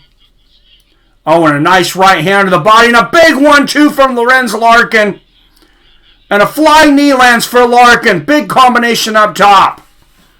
And Michael Venom Page looking for a title shot right now. Lorenz Larkin also in that welterweight division looking for his shot against Lima. And he's making his case right now. Landing another straight right. And Nakamura bleeding from his eye. Another straight left from Larkin. Nakamura shoots for the takedown. And Larkin landing 3 big elbows here. Oh, it's a big ground and pound. Big shots and hammer fists. Larkin might finish it here. Big elbows to the side of the head of Nakamura. Oh, these are big shots from Lorenz Larkin. Oh, a huge elbow, and that almost knocked him out. I thought the referee maybe should have stopped it there. Nakamura, wow, leaking blood from the face and the eyes there. And I think Jason Herzog's going to want to look at the eye of Nakamura. No, he doesn't. He gets him back in there. And Lorenz Larkin, he could definitely finish this. This definitely looks to be a 10-8 round in my mind. Can he finish the show, though? A punch snapped his head back right up Pez dispenser, says Billy. No, he cannot get the takedown, Quincy. He could definitely bleed, though. Straight left again lands for Larkin. Another big right hand and a left hook. And if I'm Jason Herzog, I'm calling this fight. And if I'm Nakamura's corner, I'm throwing the towel in. There's no reason for him to continue to take this punishment in a fight he's not in and has not been in from the opening bell. More punishing shots here from Lorenz. And, oh, big right hand there from Lorenz Larkin. And Nakamura, I don't think you can see out of his left eye. So much blood. Another big body kick there from Larkin. And Larkin still looking to close the show. Straight right there from Larkin. I thought he closed the show a while back here. But Nakamura may last the distance here. Larkin looks to be setting up a flying elbow, I think, here. Nakamura moving forward here. Watch for the right elbow of Larkin. He landed it earlier. Catches a body kick there from Nakamura. Instead, he goes with the right hand. Misses. Lands the right hand there. Flying knee and a 1-2 from Larkin towards the bell. And there's that right elbow from Larkin at the bell. Nakamura goes the distance. Probably shouldn't have. Big domination from Lorenz Larkin. That's the best he's ever looked. 10-8 round in the third. And I have it 30-26 easily for Lorenz Larkin. You'd have to be a moron to not score this fight 30-26. Larkin looked great tonight, but damn, Nakamura is tough. Oh, he is definitely tough. No doubt of that. I can't believe he lasted through that. That was craziness. Official decision coming up after a short break here on DAZN. Gervonta Davis up next. We don't want Gervonta Davis up next. We want Michael Venom Page up next. What do you got to do to finish that guy right? Yeah, that guy's tough as hell. All right, guys. It's only 8:21 here on the West Coast. I know it's, what, 11:20 over there on the East Coast, but you guys got time for Grubhub. Guys, Grubhub will deliver to you quickly, efficiently, and for most restaurants, they even deliver alcohol in limited areas now. Make sure and give Grubhub a call. Tell them I sent you, and you're going to get a big discount the first time out. We'll get you a discount code here on Grubhub. Guys, you're going to get a discount of $12. $12 off your first order of $20 or more. Absolutely incredible deal from Grubhub, taking care of us. As we await the final decision here, switch that back to round one. Yeah, and we got one more fight than what we thought, I guess. A bonus fight.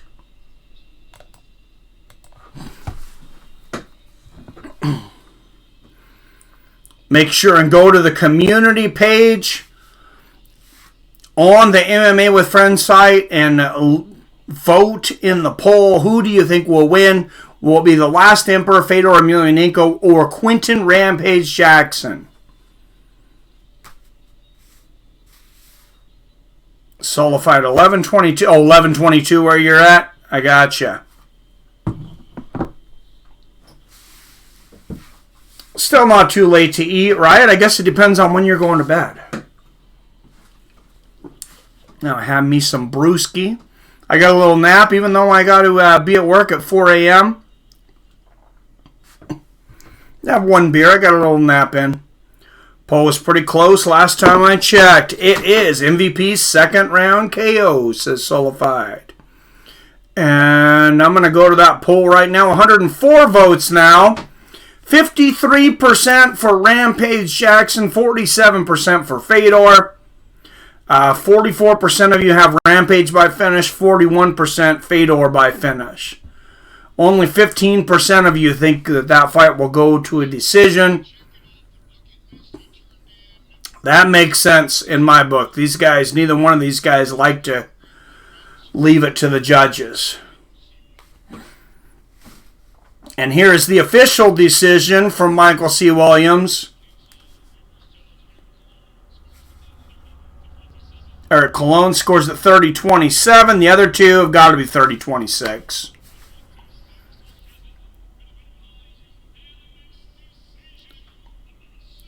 The Monsoon, Lorenz, Larkin, and he makes a good case for getting the next shot at the title. 4 straight victory, moves to 22-7. Of course, another welterweight fighter will have something to say about that later. Michael Venom Page. Show up the Fedor. What's up, MMA or Nada?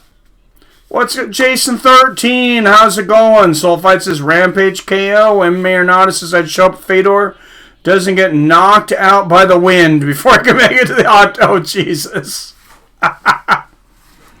Oh, my goodness, MMA or Nada. Oh, yeah, he took some shots from Frank Mir and kept going. Rampage has got some bombs in those hands, though. I mean, that man hits hard.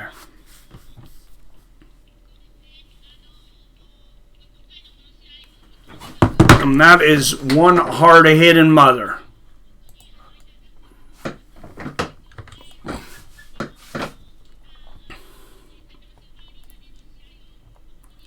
According to Tapology, I got Michael Page versus Shinzo Anzai next, but I don't know what I don't know what the official order is.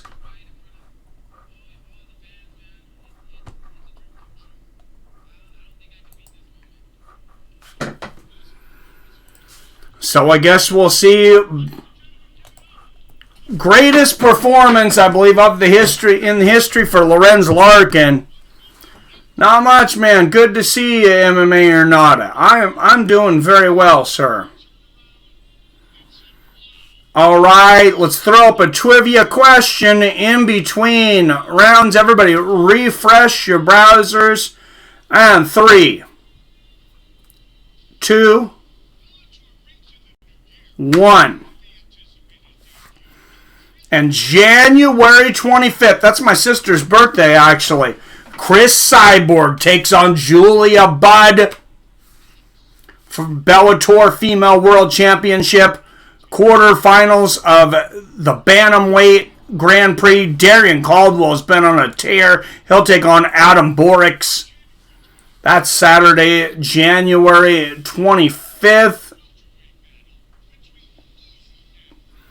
But next question up. It looked as if Fedor would face certain defeat to this former UFC champion who slammed Fedor on his neck in one of the nastiest slams in the history of Pride. What fighter slammed Fedor on his neck? It was nasty. Fedor came back from that slam, by the way. But it is legend. We've seen the replay many times. What fighter was it that made that brutal slam on Fedor Emelianenko? It looked like it was lights out. And Michael Van Page warming up in the back. 16-1, 10 knockouts, 3 submissions. You are correct, Quincy Panola, Kevin Randleman.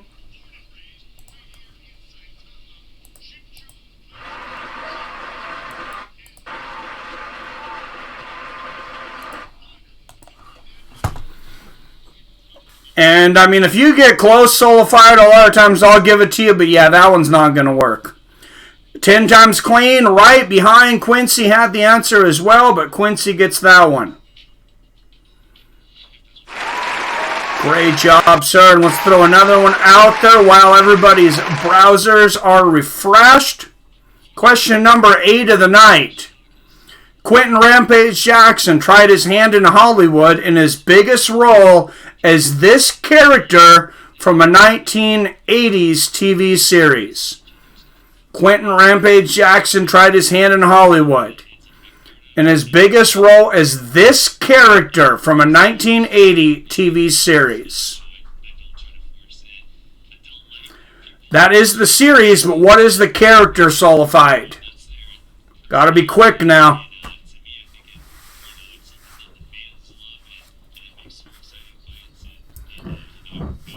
And Billy, you are correct. B.A. Baraka. The B stands for bad attitude.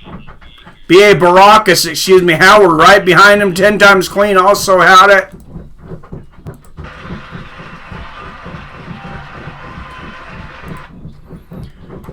You guys are great, guys. And I think my dog seems to be digging a hole to China. I'm going to go out there and yell at him and take a quick bathroom break. I'll be right back, guys. I think he's trying to get my attention. Sasquatch! What is going on, friend? Trying to tear my carpet into a million pieces, huh? Stop it. Stop it. Stop scratching my carpet, dummy.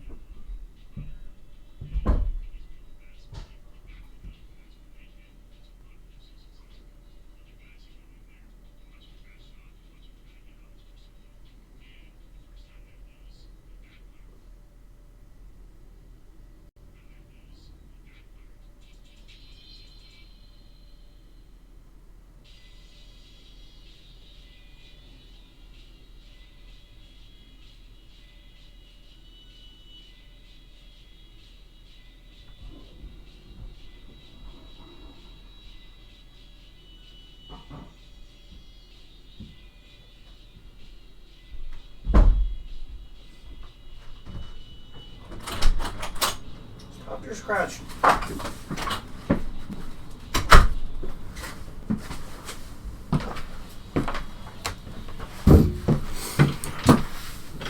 All right, ladies and gentlemen, Bellator 238, like I said, Julia Budd versus Chris Cyborg. Cyborg making her debut for the championship right out of the gate. Well-deserved as one of the female fighters of the decade. Shinsho Anzai versus Michael Venom Page. Actually, a catch weight of 173 pounds is what they ended up at. Interesting.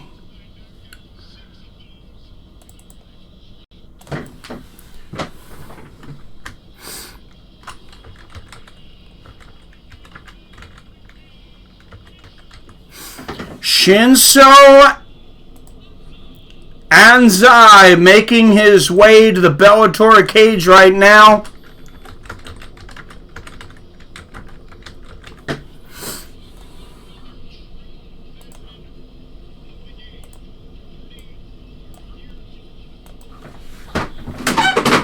.34. He's fought in Ryzen. He's fought in the UFC.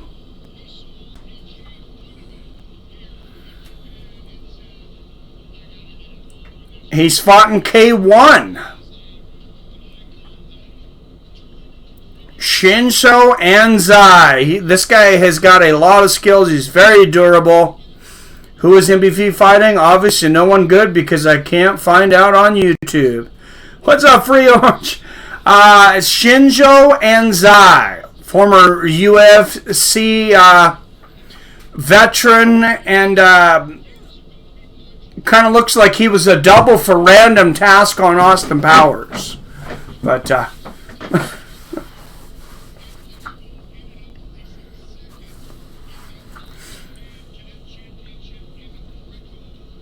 Japanese Greco-Roman veteran.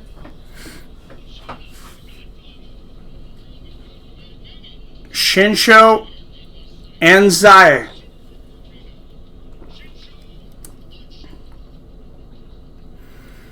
And we know this man will make a memorable ring walk, cage walk as always. Michael Venom Page, that familiar snake coming on the screen now. Ever the showman. Outside of the cage and inside of the cage. Never know what Michael Venom Page is going to do before he gets in. Trying to figure out what's on his headband right now. I think he he has a headlamp on or some kind of virtual reality thing. I don't know. Michael Venom Page, 13 of his wins by stoppage, 11 in the first round.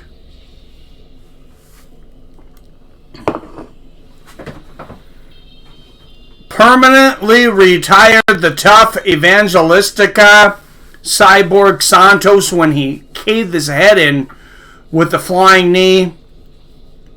His only loss to current welterweight champion Douglas Lima. He has been calling for that rematch. This would be his third win in a row should he win since his only loss ever to Douglas Lima in the welterweight Grand Prix.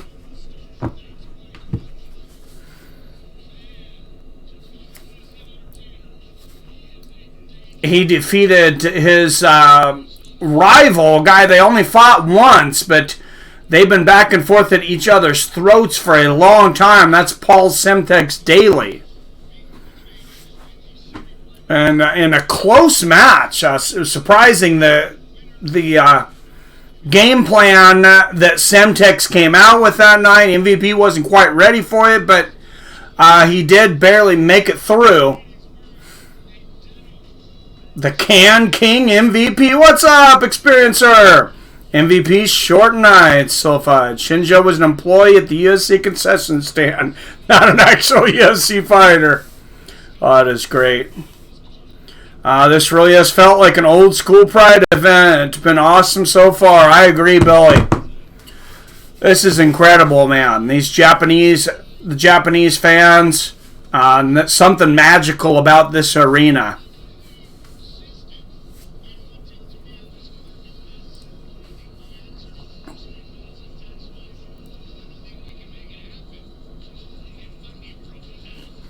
course, Michael Chandler was supposed to face Benson Henderson in the co-main event after this to defend his lightweight championship. Benson Henderson out on injury.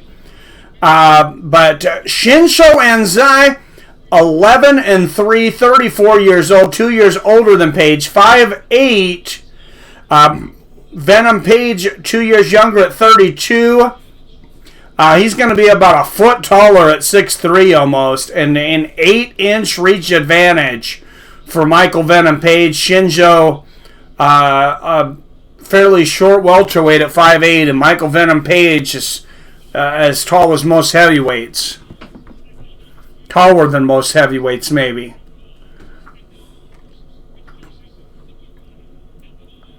Has similar lighting experiencer. Yes, it does. Out of the blue corner. 7 of his 11 wins by knockout. 6 in the first round. Fighting out of Sakama, Japan, Shinzo Anzai. And out of the red corner, his opponent with notable wins over Paul Simtex Daly, Cyborg Santos, and David Rickles. He has an MMA record of 16 wins and 1 defeat. He is MVP Michael Venom Page. Referee will be Jason Herzog for this 173-pound catchweight fight. The 3 spot has been magic on a lot of UFC cards for a while. We'll see if it can be on this Ryzen/Bellator card. MVP versus Shinzo Anzai. Nice straight right there from Michael Venom Page. And straight left from Page, already trying to use that reach.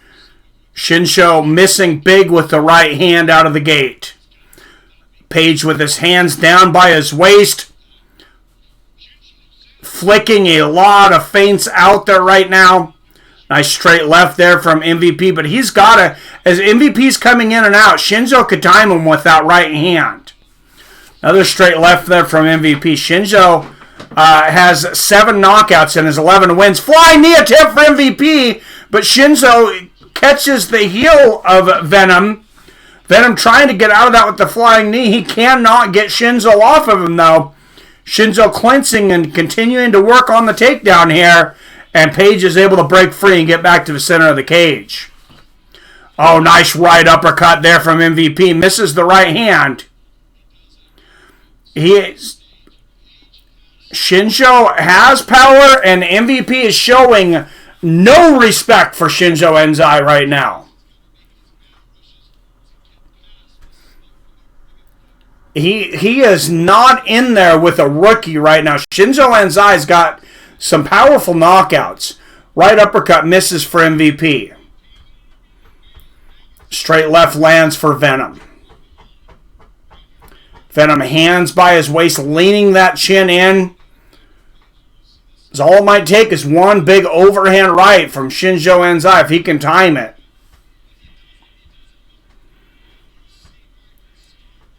Anzai a little hesitant. Nice right uppercut and a little left hook as MVP as he spins around to the other side of Anzai. And MVP goes for the flying karate kick there. Misses. There's a flurry from Anzai, but a right hook lands for MVP. And Michael Venom Page still in complete control right now. Flying knee again from MVP. And that landed as Shinzo comes in for the takedown. It didn't land flush, or Anzai would probably be unconscious on the canvas. But it did touch him. Anzai pushing Page up against the cage now, pushing his head into the chest of Michael Venom Page. Into the head and into the chin, landing knees to the inside of the thighs of Page. Nice elbow in the clinch there from Page, and he gets it back to the center of the cage again. Oh, big flying, fakes the flying knee, lands a Superman punch, does Page and a left hook behind it. Michael Venom Page very creative with the striking right now. Lands a straight left, and he's measuring Anzai. Anzai lands a low inside leg kick, but a big 1-2 from Page and another left hand. Michael Venom Page in complete control right now. Oh, another big right hand from Page, and that is the speed of Michael Venom Page.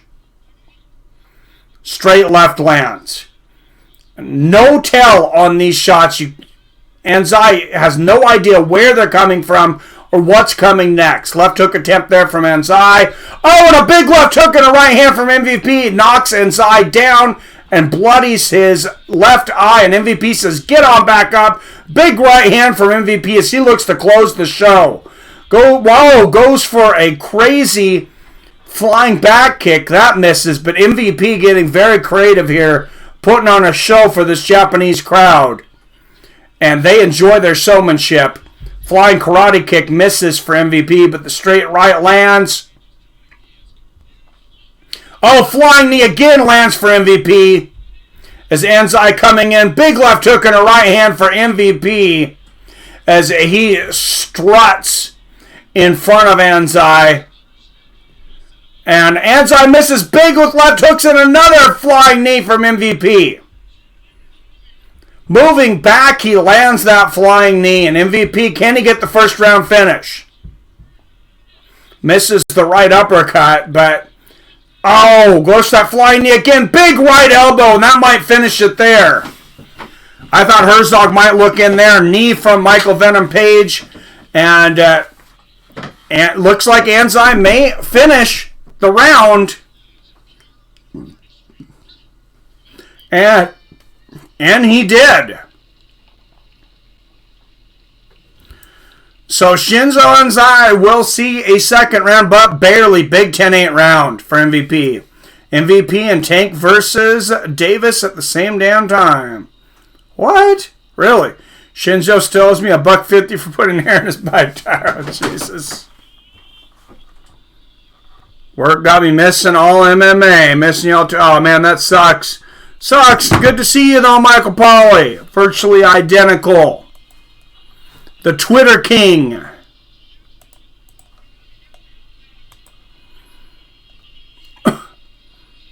He taught me how to use Twitter and quickly taught me how to get up over 1,000 followers over there. We're around 1,500 now. One of the bigger ways to build your following in MMA, at least on Twitter.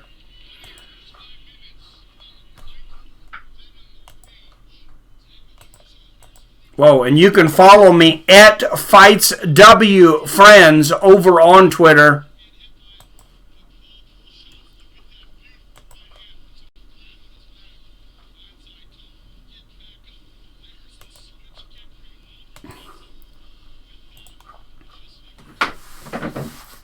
All right, here we go. Round 2.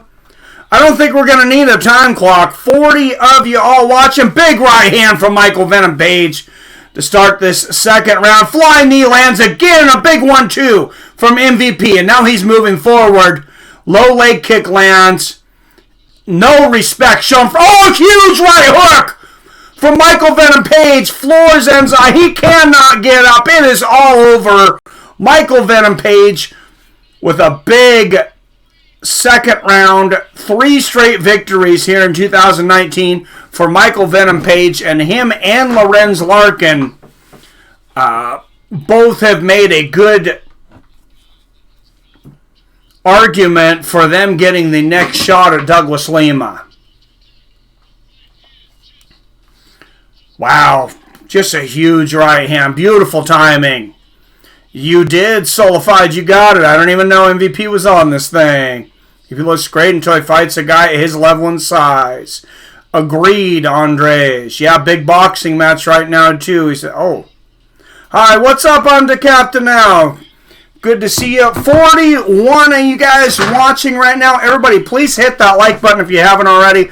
Make sure and hit that subscribe button. And don't forget to ring that bell so you're notified whenever I drop a new video or go live, like January 13th for the return of the notorious one, Conor McGregor, as he takes on the popular Donald Cowboy Cerrone.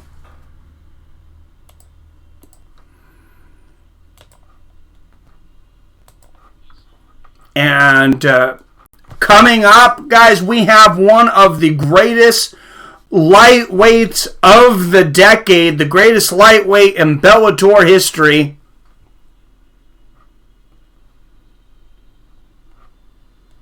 MVP versus Larkin for the next opportunity. I would like to see that. If he fights Lima again, it's probably going to have the same result since his experiencer. Yeah, Lima caught him. For sure. I want to know what the hell that thing on Michael Venom Page's head is. I think it's supposed to be some kind of some kind of warrior headband thing. I don't know. And then he's got like a little sai that he stole from Raphael the Ninja Turtle.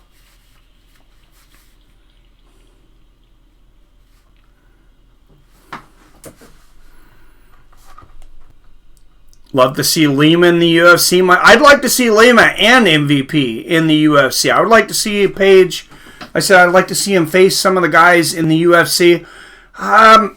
You know, with the opponents he's faced, though, outside of Lima, maybe he doesn't compete. Maybe he's not competitive in that welterweight division, though. It's hard to say.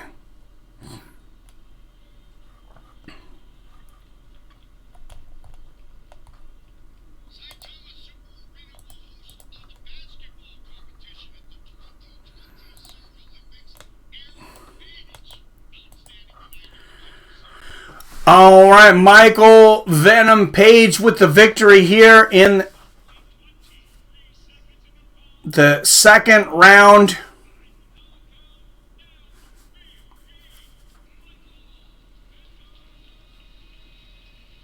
Official time, 23 seconds of the second round. Looked like he was going to finish it off in the first. Shinsho made it to the second, but not for long. Davis versus Gamboa starting now. MVP versus Colby. MVP lost to Lima because he was messing around. MVP was in total control of that fight. A solo fight. I want to see a Naruto headband. Thank you. I should have known. My son, young David, would know that. Probably be a fan of him now since he's a little bit of fan of Israel Adesanya after the whole Death Note thing.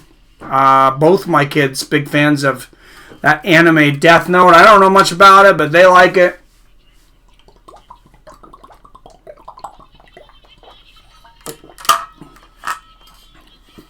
Stay hydrated, my friends.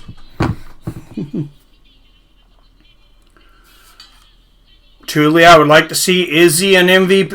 It would be a fun fight as long as it lasted. I think Izzy knocks the shit out of him, though. Excuse my language, but I don't think he's on Izzy's level. MVP versus Wonder Boy. UFC 249, Nurmagomedov versus Ferg. Cannot wait, man. That was supposed to be the real Christmas present.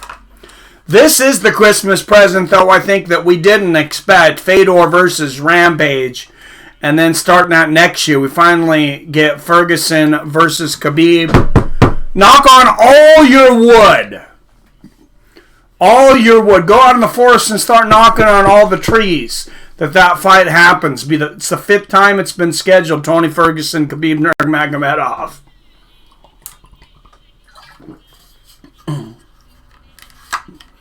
Bet we see MVP in UFC soon. Needs to win that Bellator strap first. I agree. It's all about who's paying you the most money. And MVP, he does really well for them everywhere, but especially when they go to England. They've been having a lot of these European Series cards, and Any card that he's on, I mean, that card's absolute fire. Bellator needs some stars, and they pay a couple guys. MVP, I think, is one of them, even though he's not a champ. Douglas Lima, Patricio Ferreira, of course, Michael Chandler probably gets the lion's share. And then the heavyweights, Fedor and Rampage. Tiramisu. This is all fine. Yeah, keep the tiramisu away from Khabib. Keep him wrestling the bears, but keep him away from the tiramisu. And keep Tony Ferguson away from, the wires. Make sure and tape those things down this time, guys. Warming up in the back, 3-time Bellator World Champion Michael Chandler.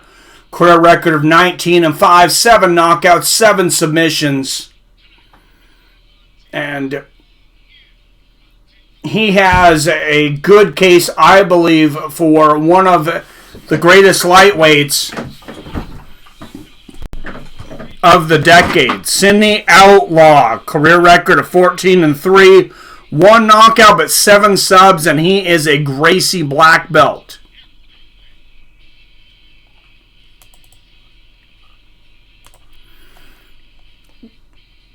Of course, unknown fighters have shocked the MMA world before. This would be one of the biggest upsets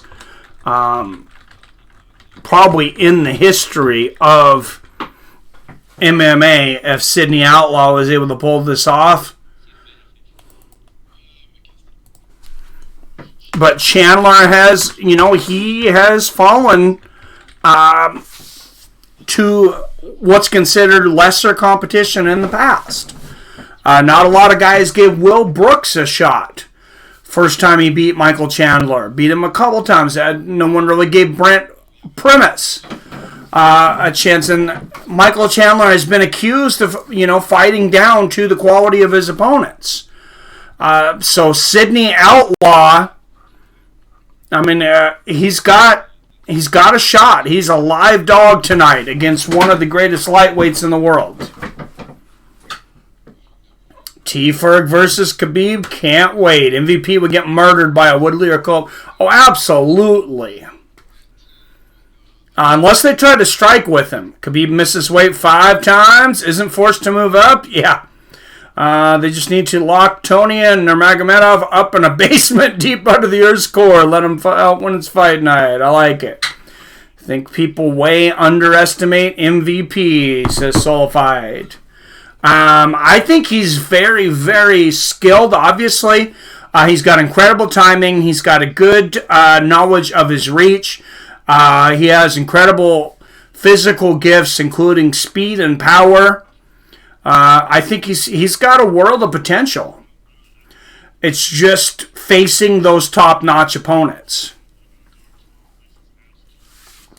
Through so many years of boxing, I also seen a lot of guys that could really do some flashy things against lesser opponents. Jorge Paez, one of the most entertaining boxers you'll ever see fight, but you'll never hear his name among the greatest ever because he was just really good at embarrassing bums. How would Patricio fare against Khabib? Probably not very well. I don't think he's at that level. Khabib's the best lightweight in the world. Until somebody beats him, he is the best lightweight in the greatest organization in MMA.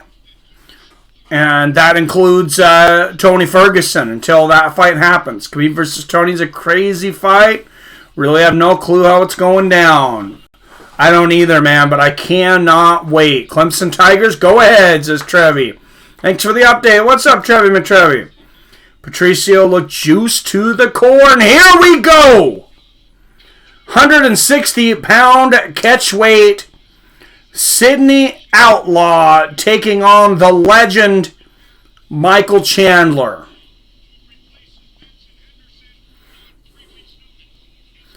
Sidney Outlaw replacing Benson Henderson on just 3 weeks' notice. All right, everybody, refresh your browsers. I'm excited about Jones versus Reyes too. Let's throw a quick trivia question out there as Sidney Outlaw makes his way down to the cage. All right, guys, 3, 2, 1. Although the UFC could never sign the last Emperor Fedor Emelianenko, he did end up on the cover of an EA video game opposite of this fellow fighting legend.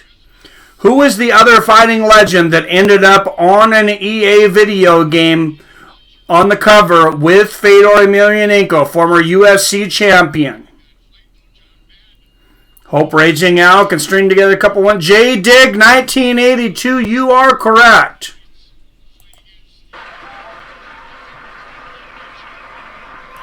The Natural Randy Couture. And you even beat Billy out on that one. Billy was right behind you. What kind of internet do you have, J Dig?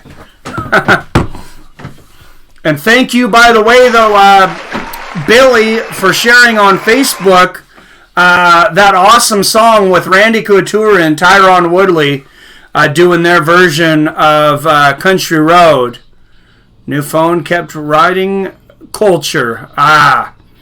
Trevor McTrev, no, not John Jones. That was really cool, though. Thank you, Billy. As always, follow me over at Twitter at FightsW Friends.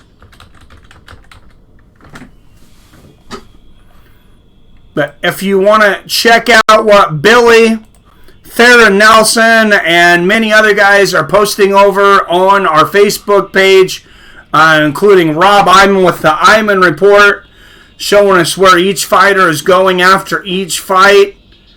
Check out our Facebook page over there on Facebook.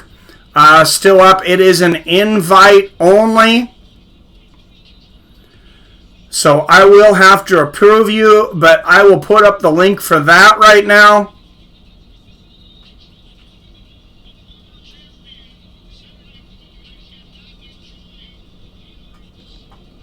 Michael Chandler, 3-time Bellator Lightweight World Champion.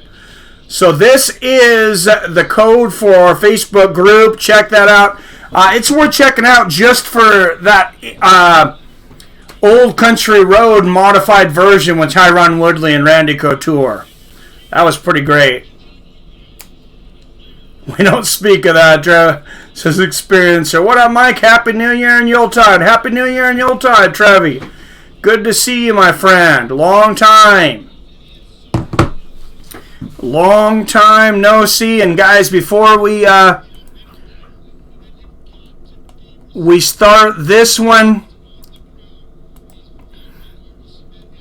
yes, a few sponsors, Grubhub, but I want to thank you guys. What brings in the most money? What brought in the most money in 2019 was everyone that donated super chats in 2019. All you guys, thank you so much for all the super chats from 2019. Still available to help support the channel right now, as we had a little bit of hiatus after my car wreck and some other things. Hit that super chat and I will definitely put your name up in lights. Sidney Outlaw, 14-3, 6 years younger at 27, 1 inch taller at 5'9". Michael Chandler, 19-5, 33 years old. Outlaw will have a 2-inch reach advantage at 76 inches. I am extremely surprised that Khalil Roundtree is retiring. When I seen that you posted that it was a retirement bout, I was about to message Sam Alvey because I thought he was retiring.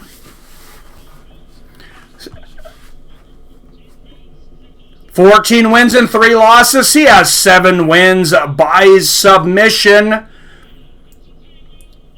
Out of the blue corner from Pennsylvania, USA, Sidney Outlaw. And out of the red corner, notable wins over Eddie Alvarez, Benson, Henderson, Patricky Pitbull, Brent Primus, Goiti, Yamauchi, and David Rickles. He is the Bellator lightweight champion with an MMA record of 19-5. Michael Chandler.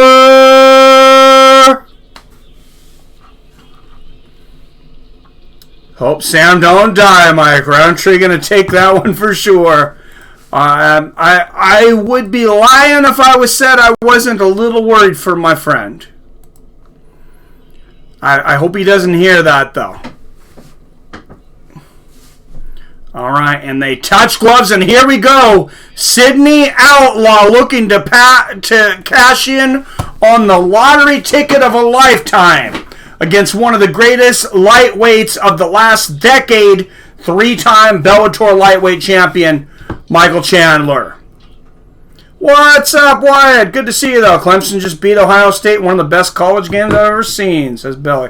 All right, here we go. Billy's got like 8 screens on at once. He's playing Xbox, watching Bellator, watching football.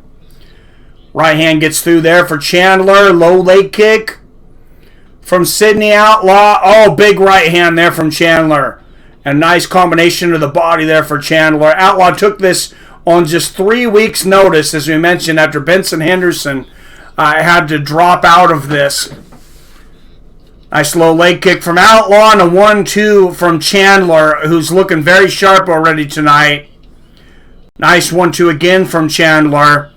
Well, I've said the risk in the past is that Chandler has played down to his opponents. He does not look to be underestimating Sidney Outlaw, at least so far tonight. Left hand gets through for Sidney. Nice right hand to the body there for Chandler. And Chandler attacking that body early. Right hands to the body and combinations to the body. That body kick, Outlaw catches it though. Chandler able to escape. Outlaw feigning the front kick. And straight left for the Outlaw. Sidney keeping that left hand very low. Both hands pretty low, but that left hand especially. And another big right hand to the body from Chandler. I think that's where he sees the hole here, is that right hand. As Outlaw, good job of checking that low leg kick. And Outlaw lands one of his own. But Chandler finding a home for that right hand right out of the gate, and he is going to the body with it. Straight left lands for Chandler.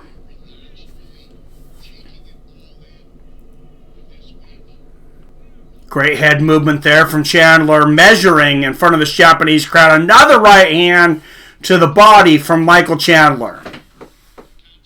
Oh, nice straight left there from Outlaw and a low leg kick. Oh, nice right hand from Chandler. And Sidney Outlaw, he can lose this fight fairly uncompetitively and still have his stock go up for taking this on short notice. And a left uppercut lands for Sidney Outlaw. I mean, you step up when the corporation needs you, like Outlaw did, and they're going to remember that, especially a loyal guy like Scott Coker.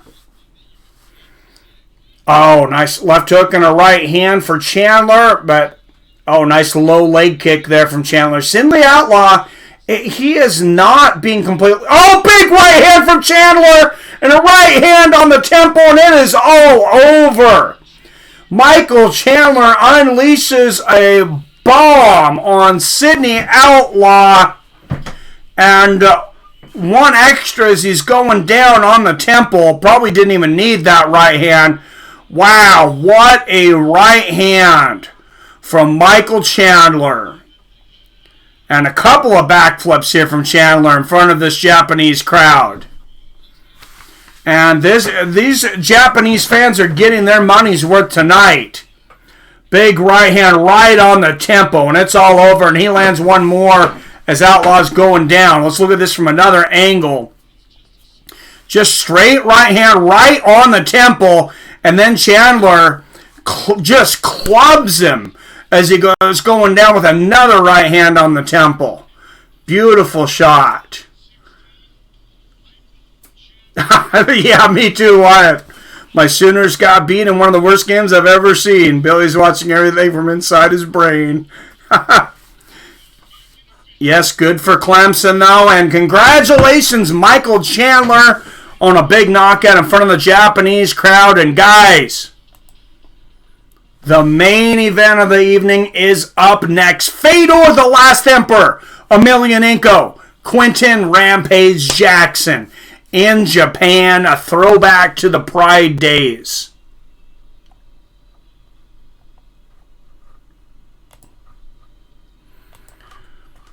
And man, I gotta tell you, what a fun night this has been already. I mean, it just started, 2 hours ago. But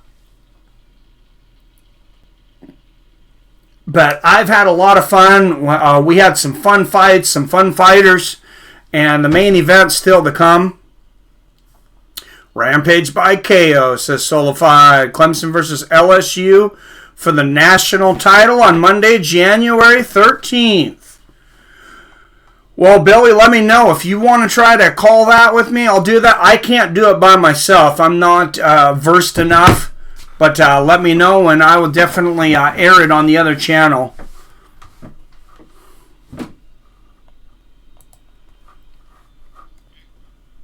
All right, Billy.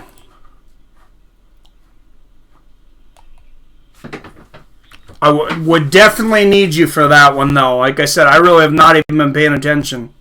So, that would pretty much be the Billy Hughes show and me kind of filling in my opinion here and there.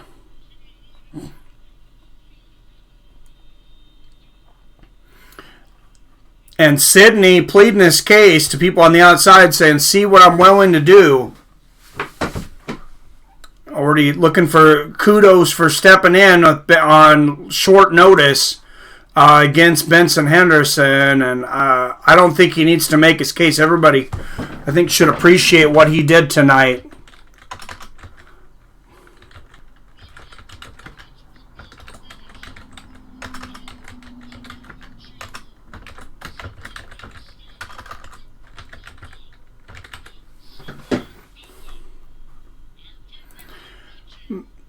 Main event is here, ladies and gentlemen.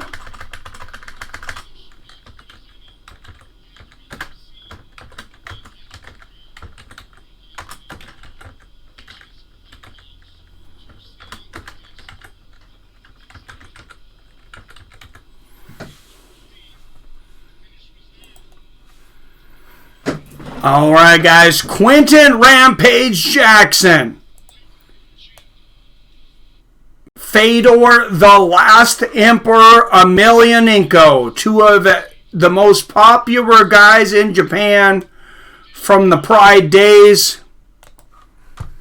Maybe they should have fought 10 or 15 years ago, but they didn't. They're fighting now.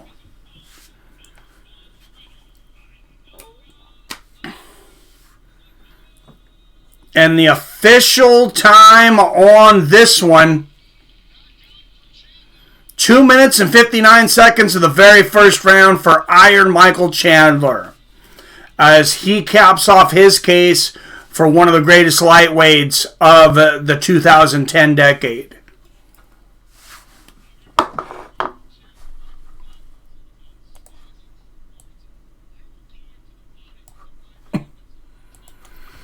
And man, we talked about that right hand being open. Like I was saying, he's seen that opening. The left hand low of Sidney Outlaw first started going with the right hand to the body. And then it was open for the right hand on the temple later. And pinpoint accuracy by Michael Chandler did what he was supposed to do and gets it done.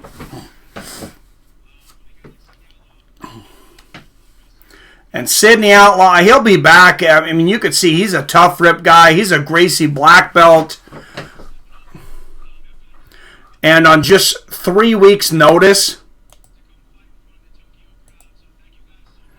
I mean, great balls. Big balls on Sidney Outlaw.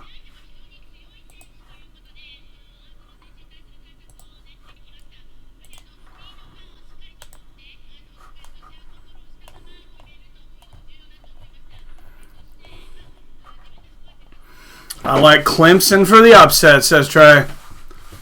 Javonte Davis is picking this dude apart, says Trey. Thank you for the update there.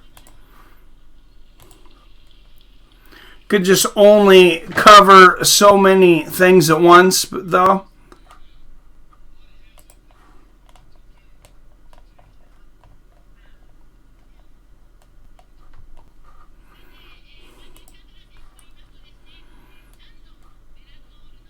And guys, don't forget this winter, and as the new year comes, the wife's got me going keto.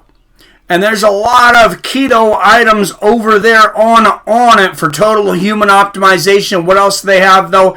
Alpha Brain to keep us sharp going into 2020. Shroom Tech Immune to keep us well. Shroom Tech Sport to give us endurance in our workouts. Kettlebells, all kinds of designs. Big discounts off all their apparel there right now. Plus you'll get, as always, an extra 10% off, even of clearance items. Over there on Onnit.com, they have oatmeal protein bars there that are pretty damn tasty. For $1.50 right now. And you're going to get another 10% off on that. Great quality protein and delicious. Onnit.com/fights with friends.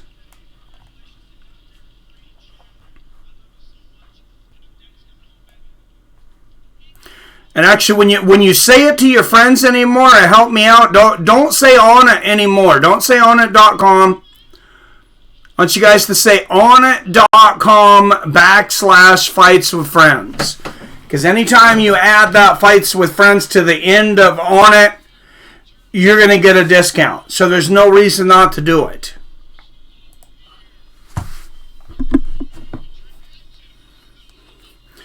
All right, let's throw another trivia question out there. I wish Chandler would have gone to UFC. I hear you. Round 6 is just about to end. All right, thank you.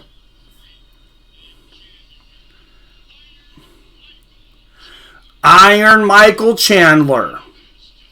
Another knockout.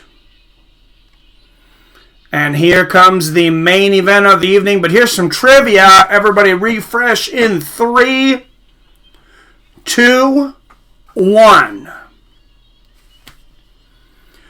Friend of the show, Sam Alvey, is scheduled to take on this former kickboxer in his retirement bout. This is a speed test here. If you guys were listening, you already heard something about this. Friend of the show, Sam Alvey, scheduled to take on this former kickboxer in his retirement bout. You are correct. Billy Hughes, Khalil Roundtree.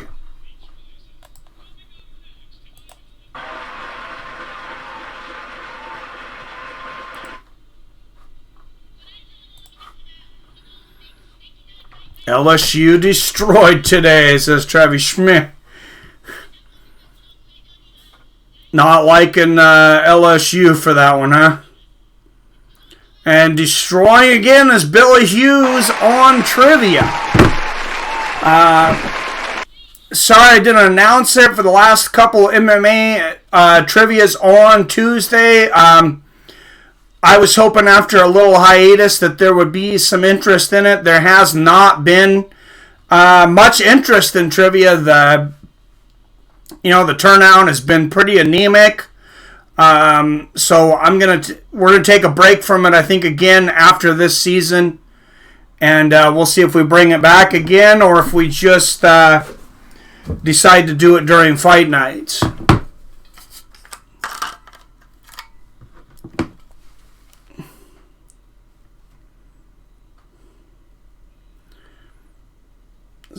Sad Roundtree is retiring, but he is getting out before CTE takes over.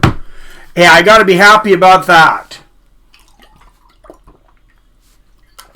Got to be happy about that. And I've talked to Sam Alvey on that note, about his career after MMA, and he's fairly young.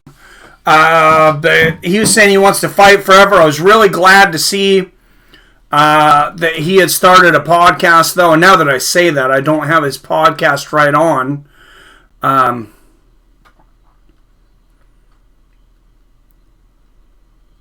know it's on Podbean.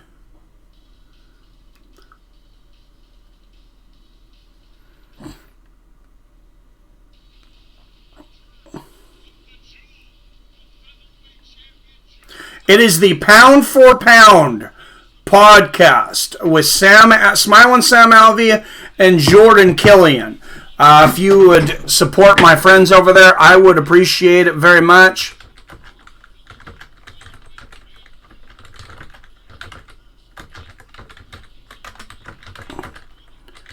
I'm not sure if he is on Apple Podcasts yet, but it is on Spotify. It's on... you can just go to his website. It's on podbay.fm to listen directly. And it's on Podbean. So if you want to support a former fighter trying to get out of the game and do something on his own, support our friend Sam Alvey over there.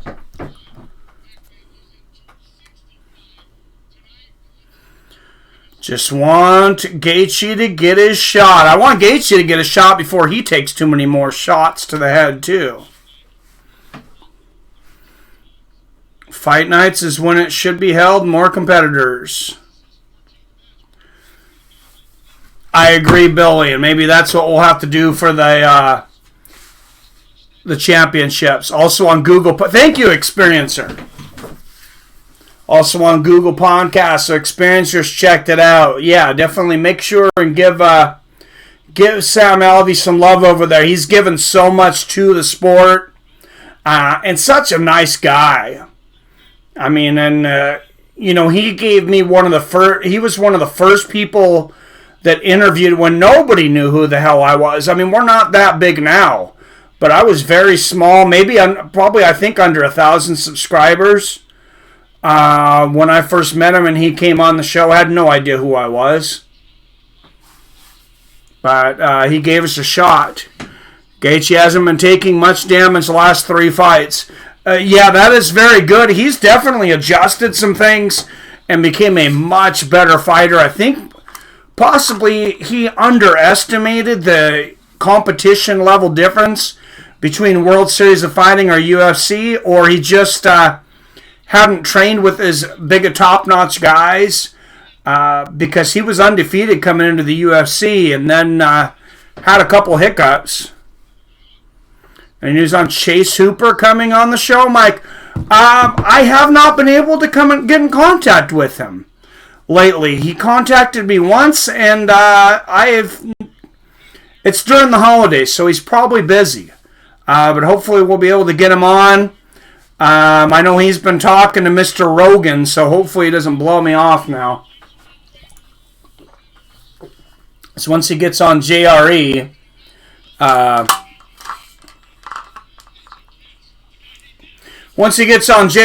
he won't be interested in us anymore.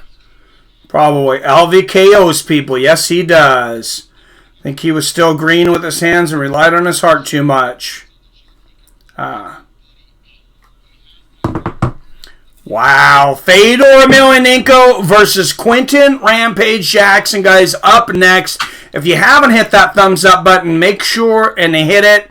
Don't forget to hit that subscribe button if you're not subscribed, and ring that bell so you're notified whenever I drop a new video or go live. And as always, I greatly appreciate it if you can send me a Happy Christmas super chat.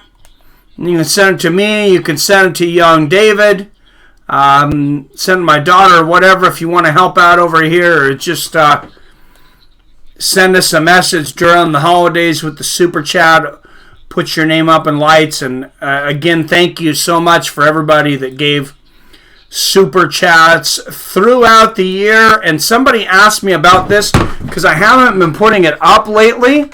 But I was getting some contributions through this. If you're just on PayPal, paypal.me/fights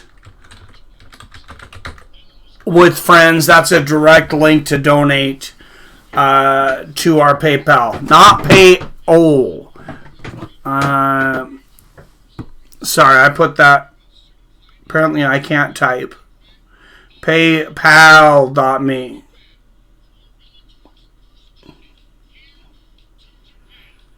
And there is Fedor Emelianenko, 38-6 with 14 knockouts and 15 subs in the back.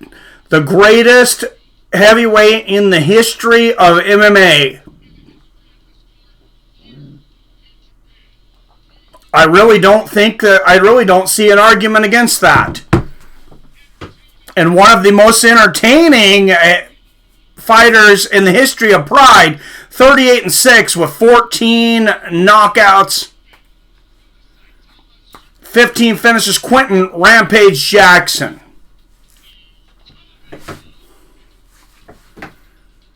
These guys do not like decisions.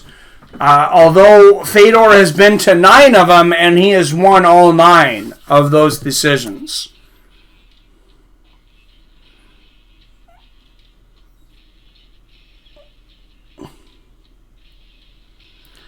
They just put a stat up on the screen that I have to double check before I say it. I think they might have been a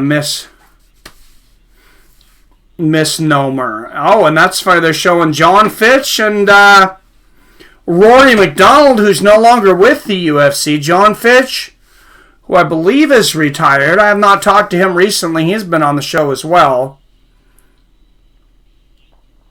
Yeah, 20 knockouts, 4 submissions, 14 decisions for Quinton Rampage Jackson in his wins. Losses, he's been knocked out 3 times, submitted twice, 14-7 when it went to decision.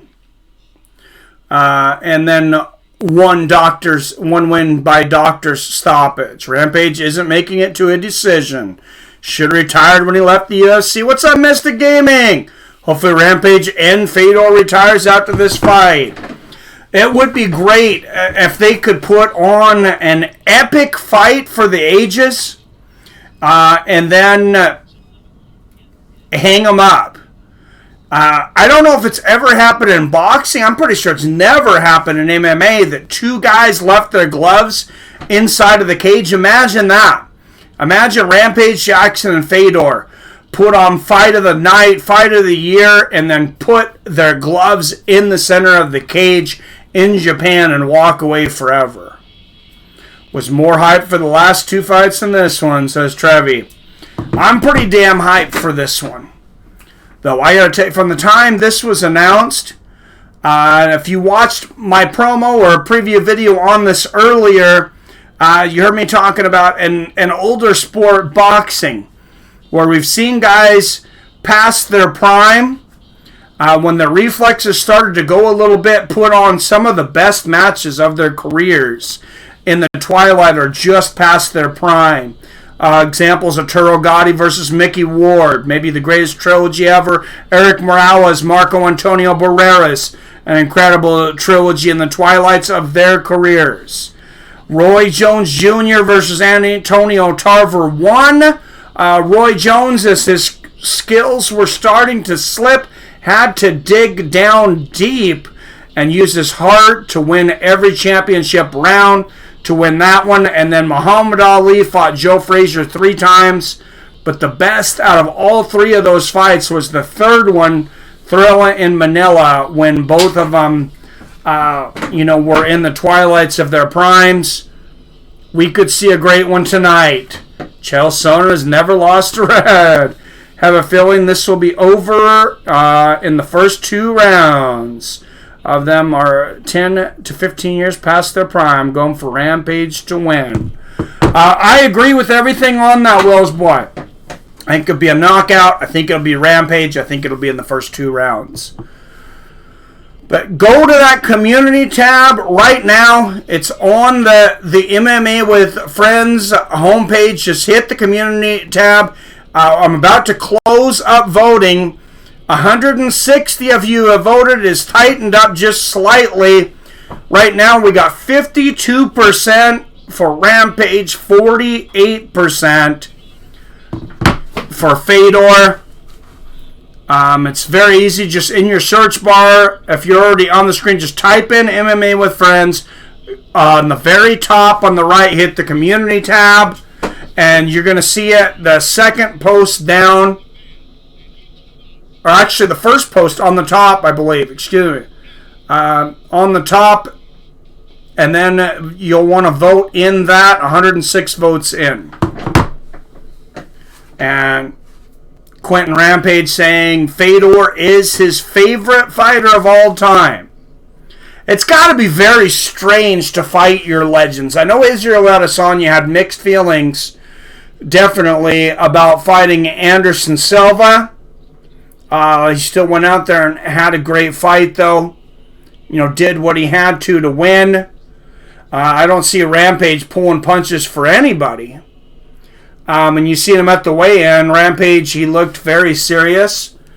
And Fedor had that, cold serial killer's look, as always, as all those KGB ex-fighters do, from Mirko Cro Cop to Fedor Emelianenko.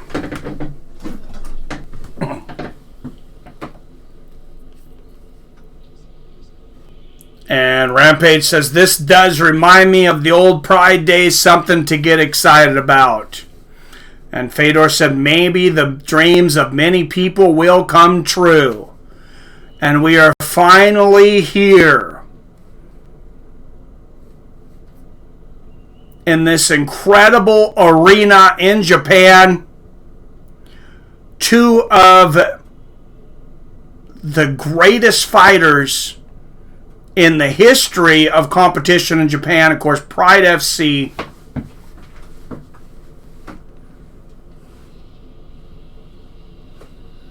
Yeah, that's true, Soul Fight.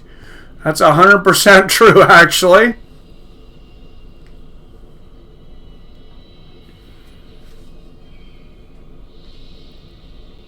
And here he comes. You hear those chains, and you're going to hear an eruption from this Japanese crowd because they love this man. And there is the wolf sound.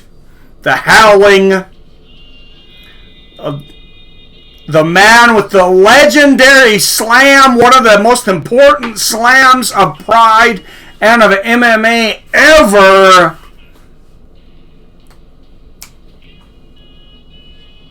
A knockout artist that's defeated fighters. Chuck Liddell, Vanderlei Silva, Forrest Griffin,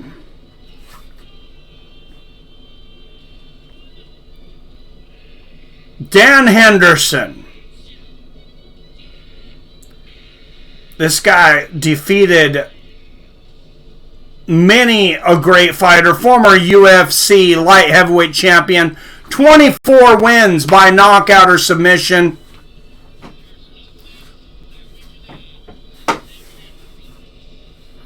And there is the legendary Hal. And he has a shirt on honoring Fedor. It says Rampage versus Fedor. I want that shirt, Quinn. Send me that shirt. It's a hoodie, actually.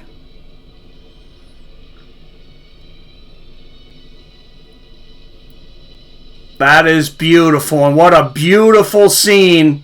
Quinton Rampage takes that chain off from around his neck in front of this historic Japanese crowd one more time.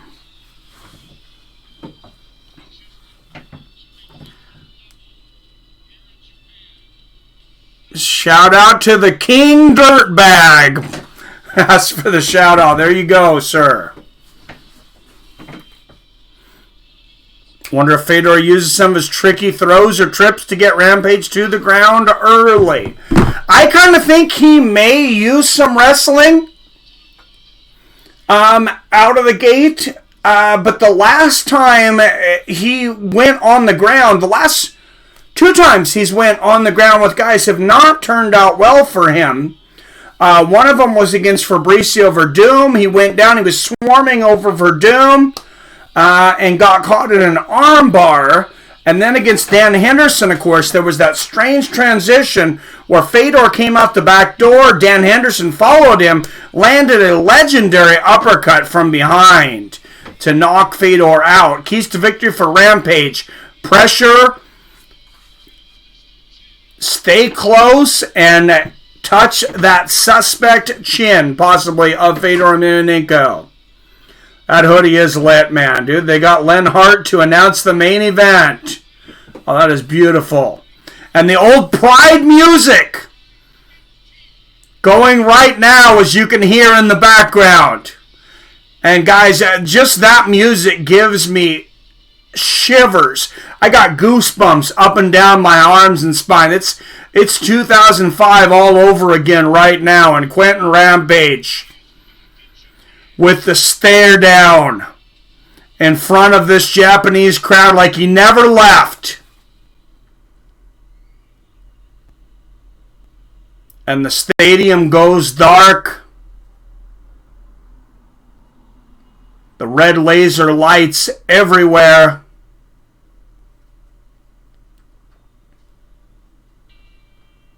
And the bell.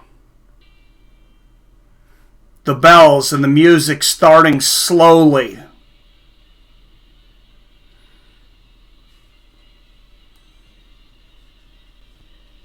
For that man,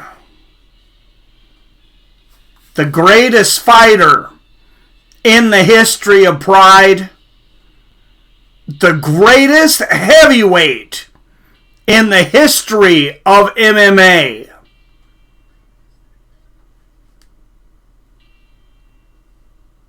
As we hear the bells ringing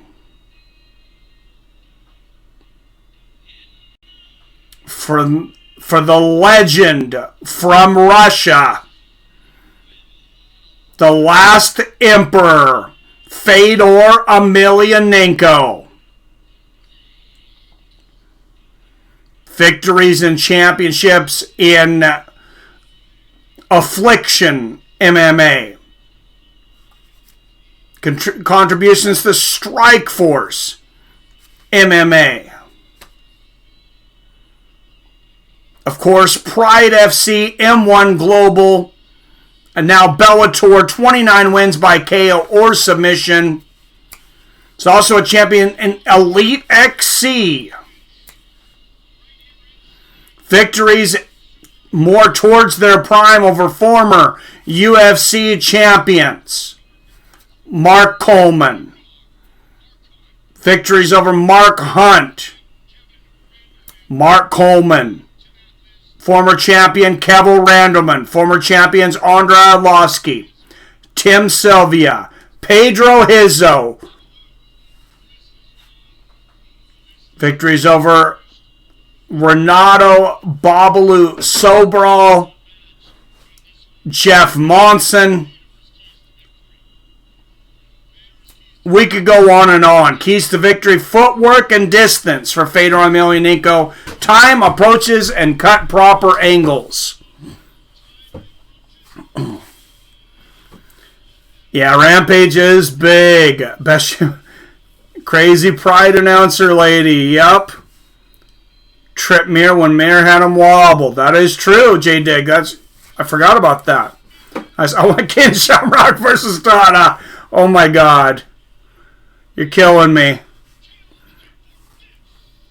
Walkouts here are definitely cooler than UFC.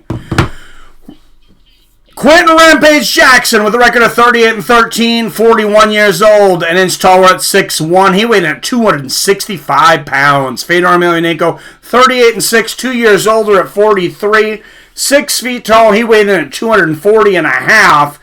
He has a 3-inch reach advantage at 76 inches. So that means Rampage cut down to get to the limit of 265. That is a big Rampage. And he's going to look to get this done quickly, I would imagine.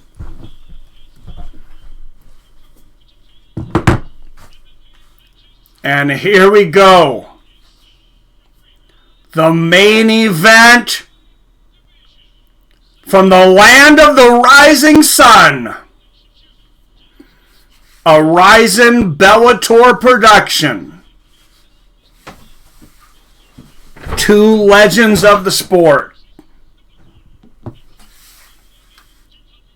Out of the blue corner, he weighed in at 265 pounds with an MMA record of 38-13. Notable wins: Chuck Liddell, Dan Henderson, Vanderlei Silva, Laura Machida, King Mo Law, Keith Jardine, Satoshi Ishii, many others.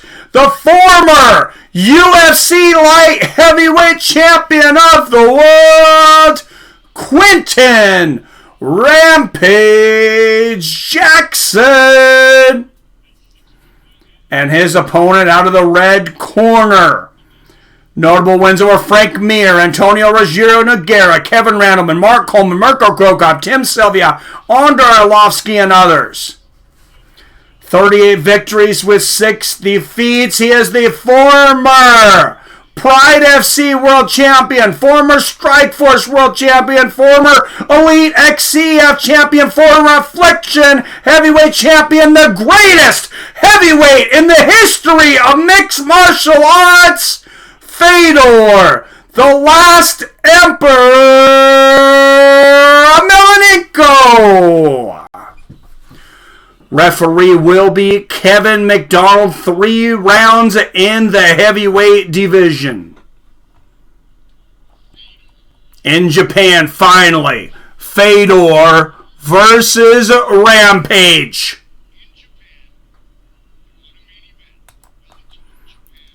The main event, Bellator Japan, Bellator Ryzen. Here we go. And a touch of gloves and 2 knockout machines and 2 of the greatest to ever put on gloves. A straight left from the Emperor to start this one out. And I don't picture this one going real long. Oh, Fedor throwing a big flurry quickly. Uppercuts and hooks from Fedor. He gets in and out quickly. He's got to watch out. Just one big right hand from Rampage could sever him from his consciousness. Rampage is carrying so much extra weight tonight, though. Left hand lands for Fedor. Rampage faking that jab. Big right hand from Fedor right down the pipe on the chin of Quinton. Straight left there for Fedor, and good head movement from Fedor. Jumps out of the way of a jump left hook from Quinton Rampage Jackson. Fedor at 43 years old still has speed. Left hook lands for Fedor. And Rampage overreaching with that overhand right. Misses, and a straight right lands from Fedor. Rampage falling off balance, and Fedor throwing combinations. Fedor uppercuts and hooks. A body kick from Fedor. And Rampage moves forward. And Fedor and Emelianenko turning back the clock right now. A straight left from the last Emperor.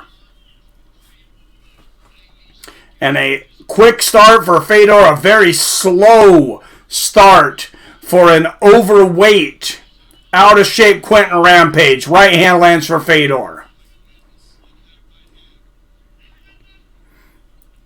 And Rampage can lull you to sleep, though, and then land that big shot. He definitely still has that power. Oh, nice left hook to the body from Fedor and a low leg kick. Fedor mixing it up right now. This is bad for Quinton. And Quinton misses with another jump left hook in her right hand. Low leg kick lands for Fedor. He trips off balance. Straight left lands for Fedor. Rampage looking for that big shot. Can he time Fedor correctly? Straight left and a right hand and a combination for Fedor. Goes to the head and the body, and Quinton comes out swinging. Lands a left hand of his own, but this is mostly Fedor in this first round. Oh, big straight right for Fedor, and Rampage is out!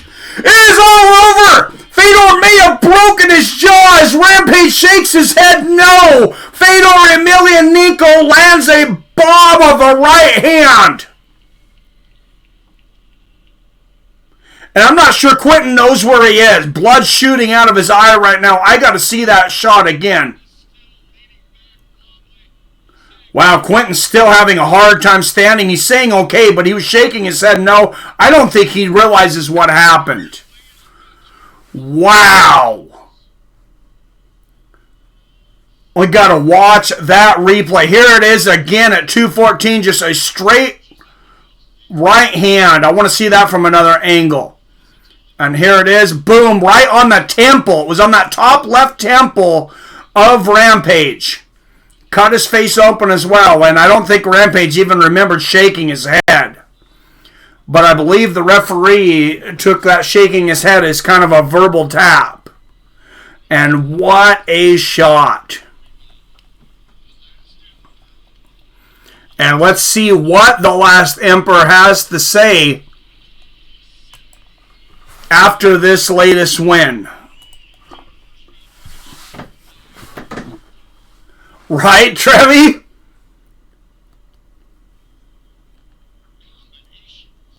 Turn back the clock for one more night.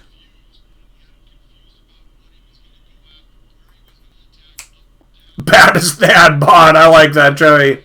What's the parlay on Rampage submitting him? Oh, jeez. Well, and Fedor came out with it. Rampage started a minus 290 favorite. But maybe the people knew something that Vegas didn't. Maybe they seen the conditioning of Rampage. Maybe somebody seen the workouts of Fedor. I didn't call this one correctly. It was very... Fedor is cooler than the other side of the pillow. That's hilarious. A lot of you guys had it correctly. It was about half and half. 48% of you had it for Fedor, 52% for Rampage. And your winner, Fedor, the last Emperor Emelianenko. Official time 2 minutes 44 seconds of the first round. And he knocks out Quinton Rampage in front of this Japanese crowd. And I think Rampage maybe might start thinking about a different career. Maybe he can still get on one of those competitive eating tours. I have a feeling he could be competitive right now. And 14th time in front of the fans in Sayama. And Fedor has won every single time. And some translating here. First to Russian, then to Japanese for the crowd, then we'll get the English translation.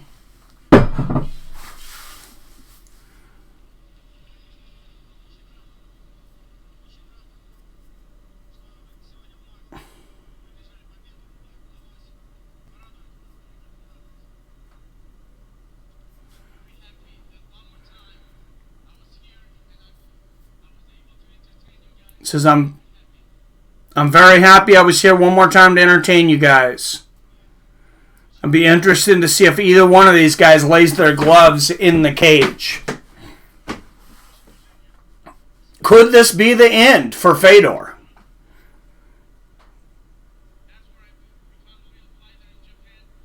That's where I became a real fighter. Is in Japan, and I'm very happy I brung you so much fun again, says Fedor.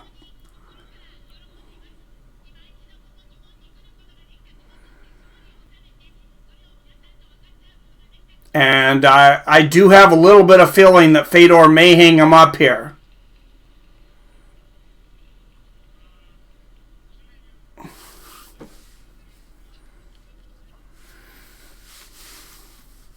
He's got that look. He either wants to hang him up or he wants to call somebody out. I'm not sure which. But I would love to see Fedor versus Josh Barnett.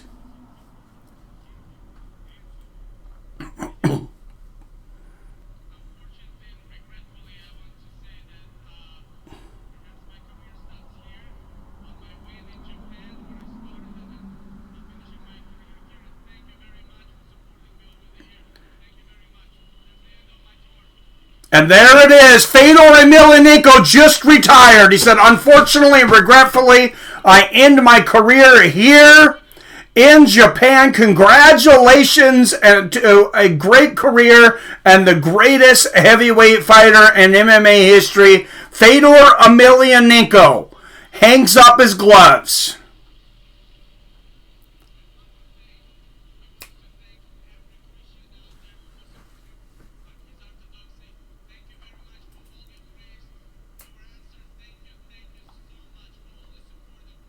So thank you for all the prayers, all the support out there.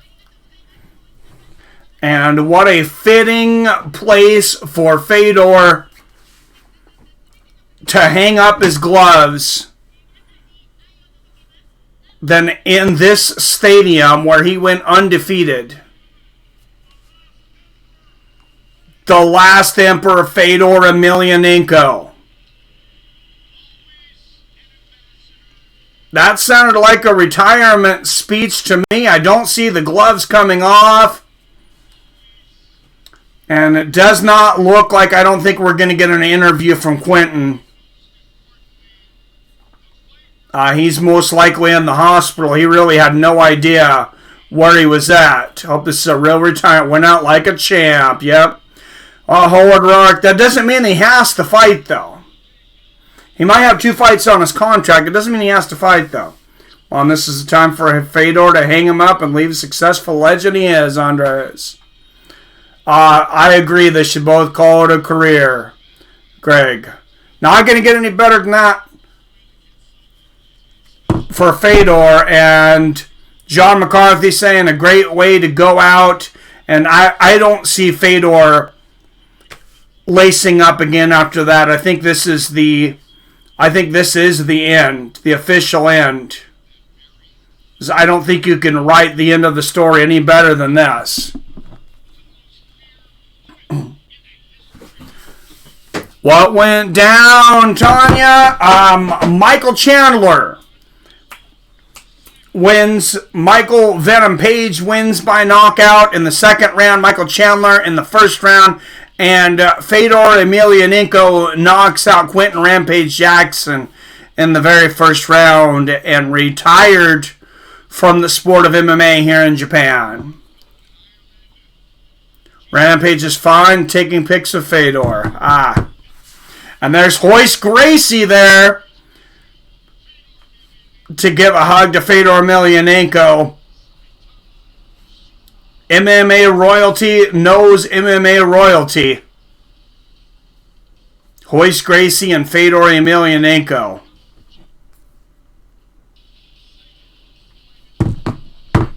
And what a great night of fights. We seen Kana, Watanabe put on a great performance against Ilara Joanne. MVP taking out Shinsho, Anzai in impressive fashion. Lorenz, Larkin with a great win. 2 welterweights put forth a pretty good argument for the next shot at Douglas Lima, or maybe they fight each other. And Fedor Emelianenko brutalizing Quinton Rampage in Japan in the last fight of his career. And yes, he did. I do see Quinton there taking pictures of Fedor. I don't know, I missed that earlier, Billy. Rampage a Hall of Famer either way. Absolutely. I just hope he never fights again. Obviously, he was way out of shape. He didn't really come to fight. But the last emperor did. They say pride never die, and Fedor made a lot of people proud tonight with that performance, as well as Michael Chandler, as well as Sidney Outlaw taking that fight against one of the greatest lightweights of the decade on 3 weeks' notice. Shinsho Anzai, not competitive against Michael Venom Page, really, but one of the only fights tonight that was not competitive. MVPs and Chandler's. All right, guys. Thank you very much. Greatly appreciated everybody that showed up tonight.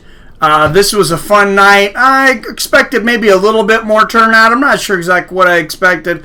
I'm always happy to see you guys, though. Thank you for all the thumbs up. If you haven't hit that yet on the way out, hit that thumbs up. If you want to help me keep doing what I do here, it's not too late to hit that super chat or hit me up at paypal.me/fights with friends. All right, guys. I will see you all again very soon. As always, I love you. I respect you. And I'll see your fine asses later.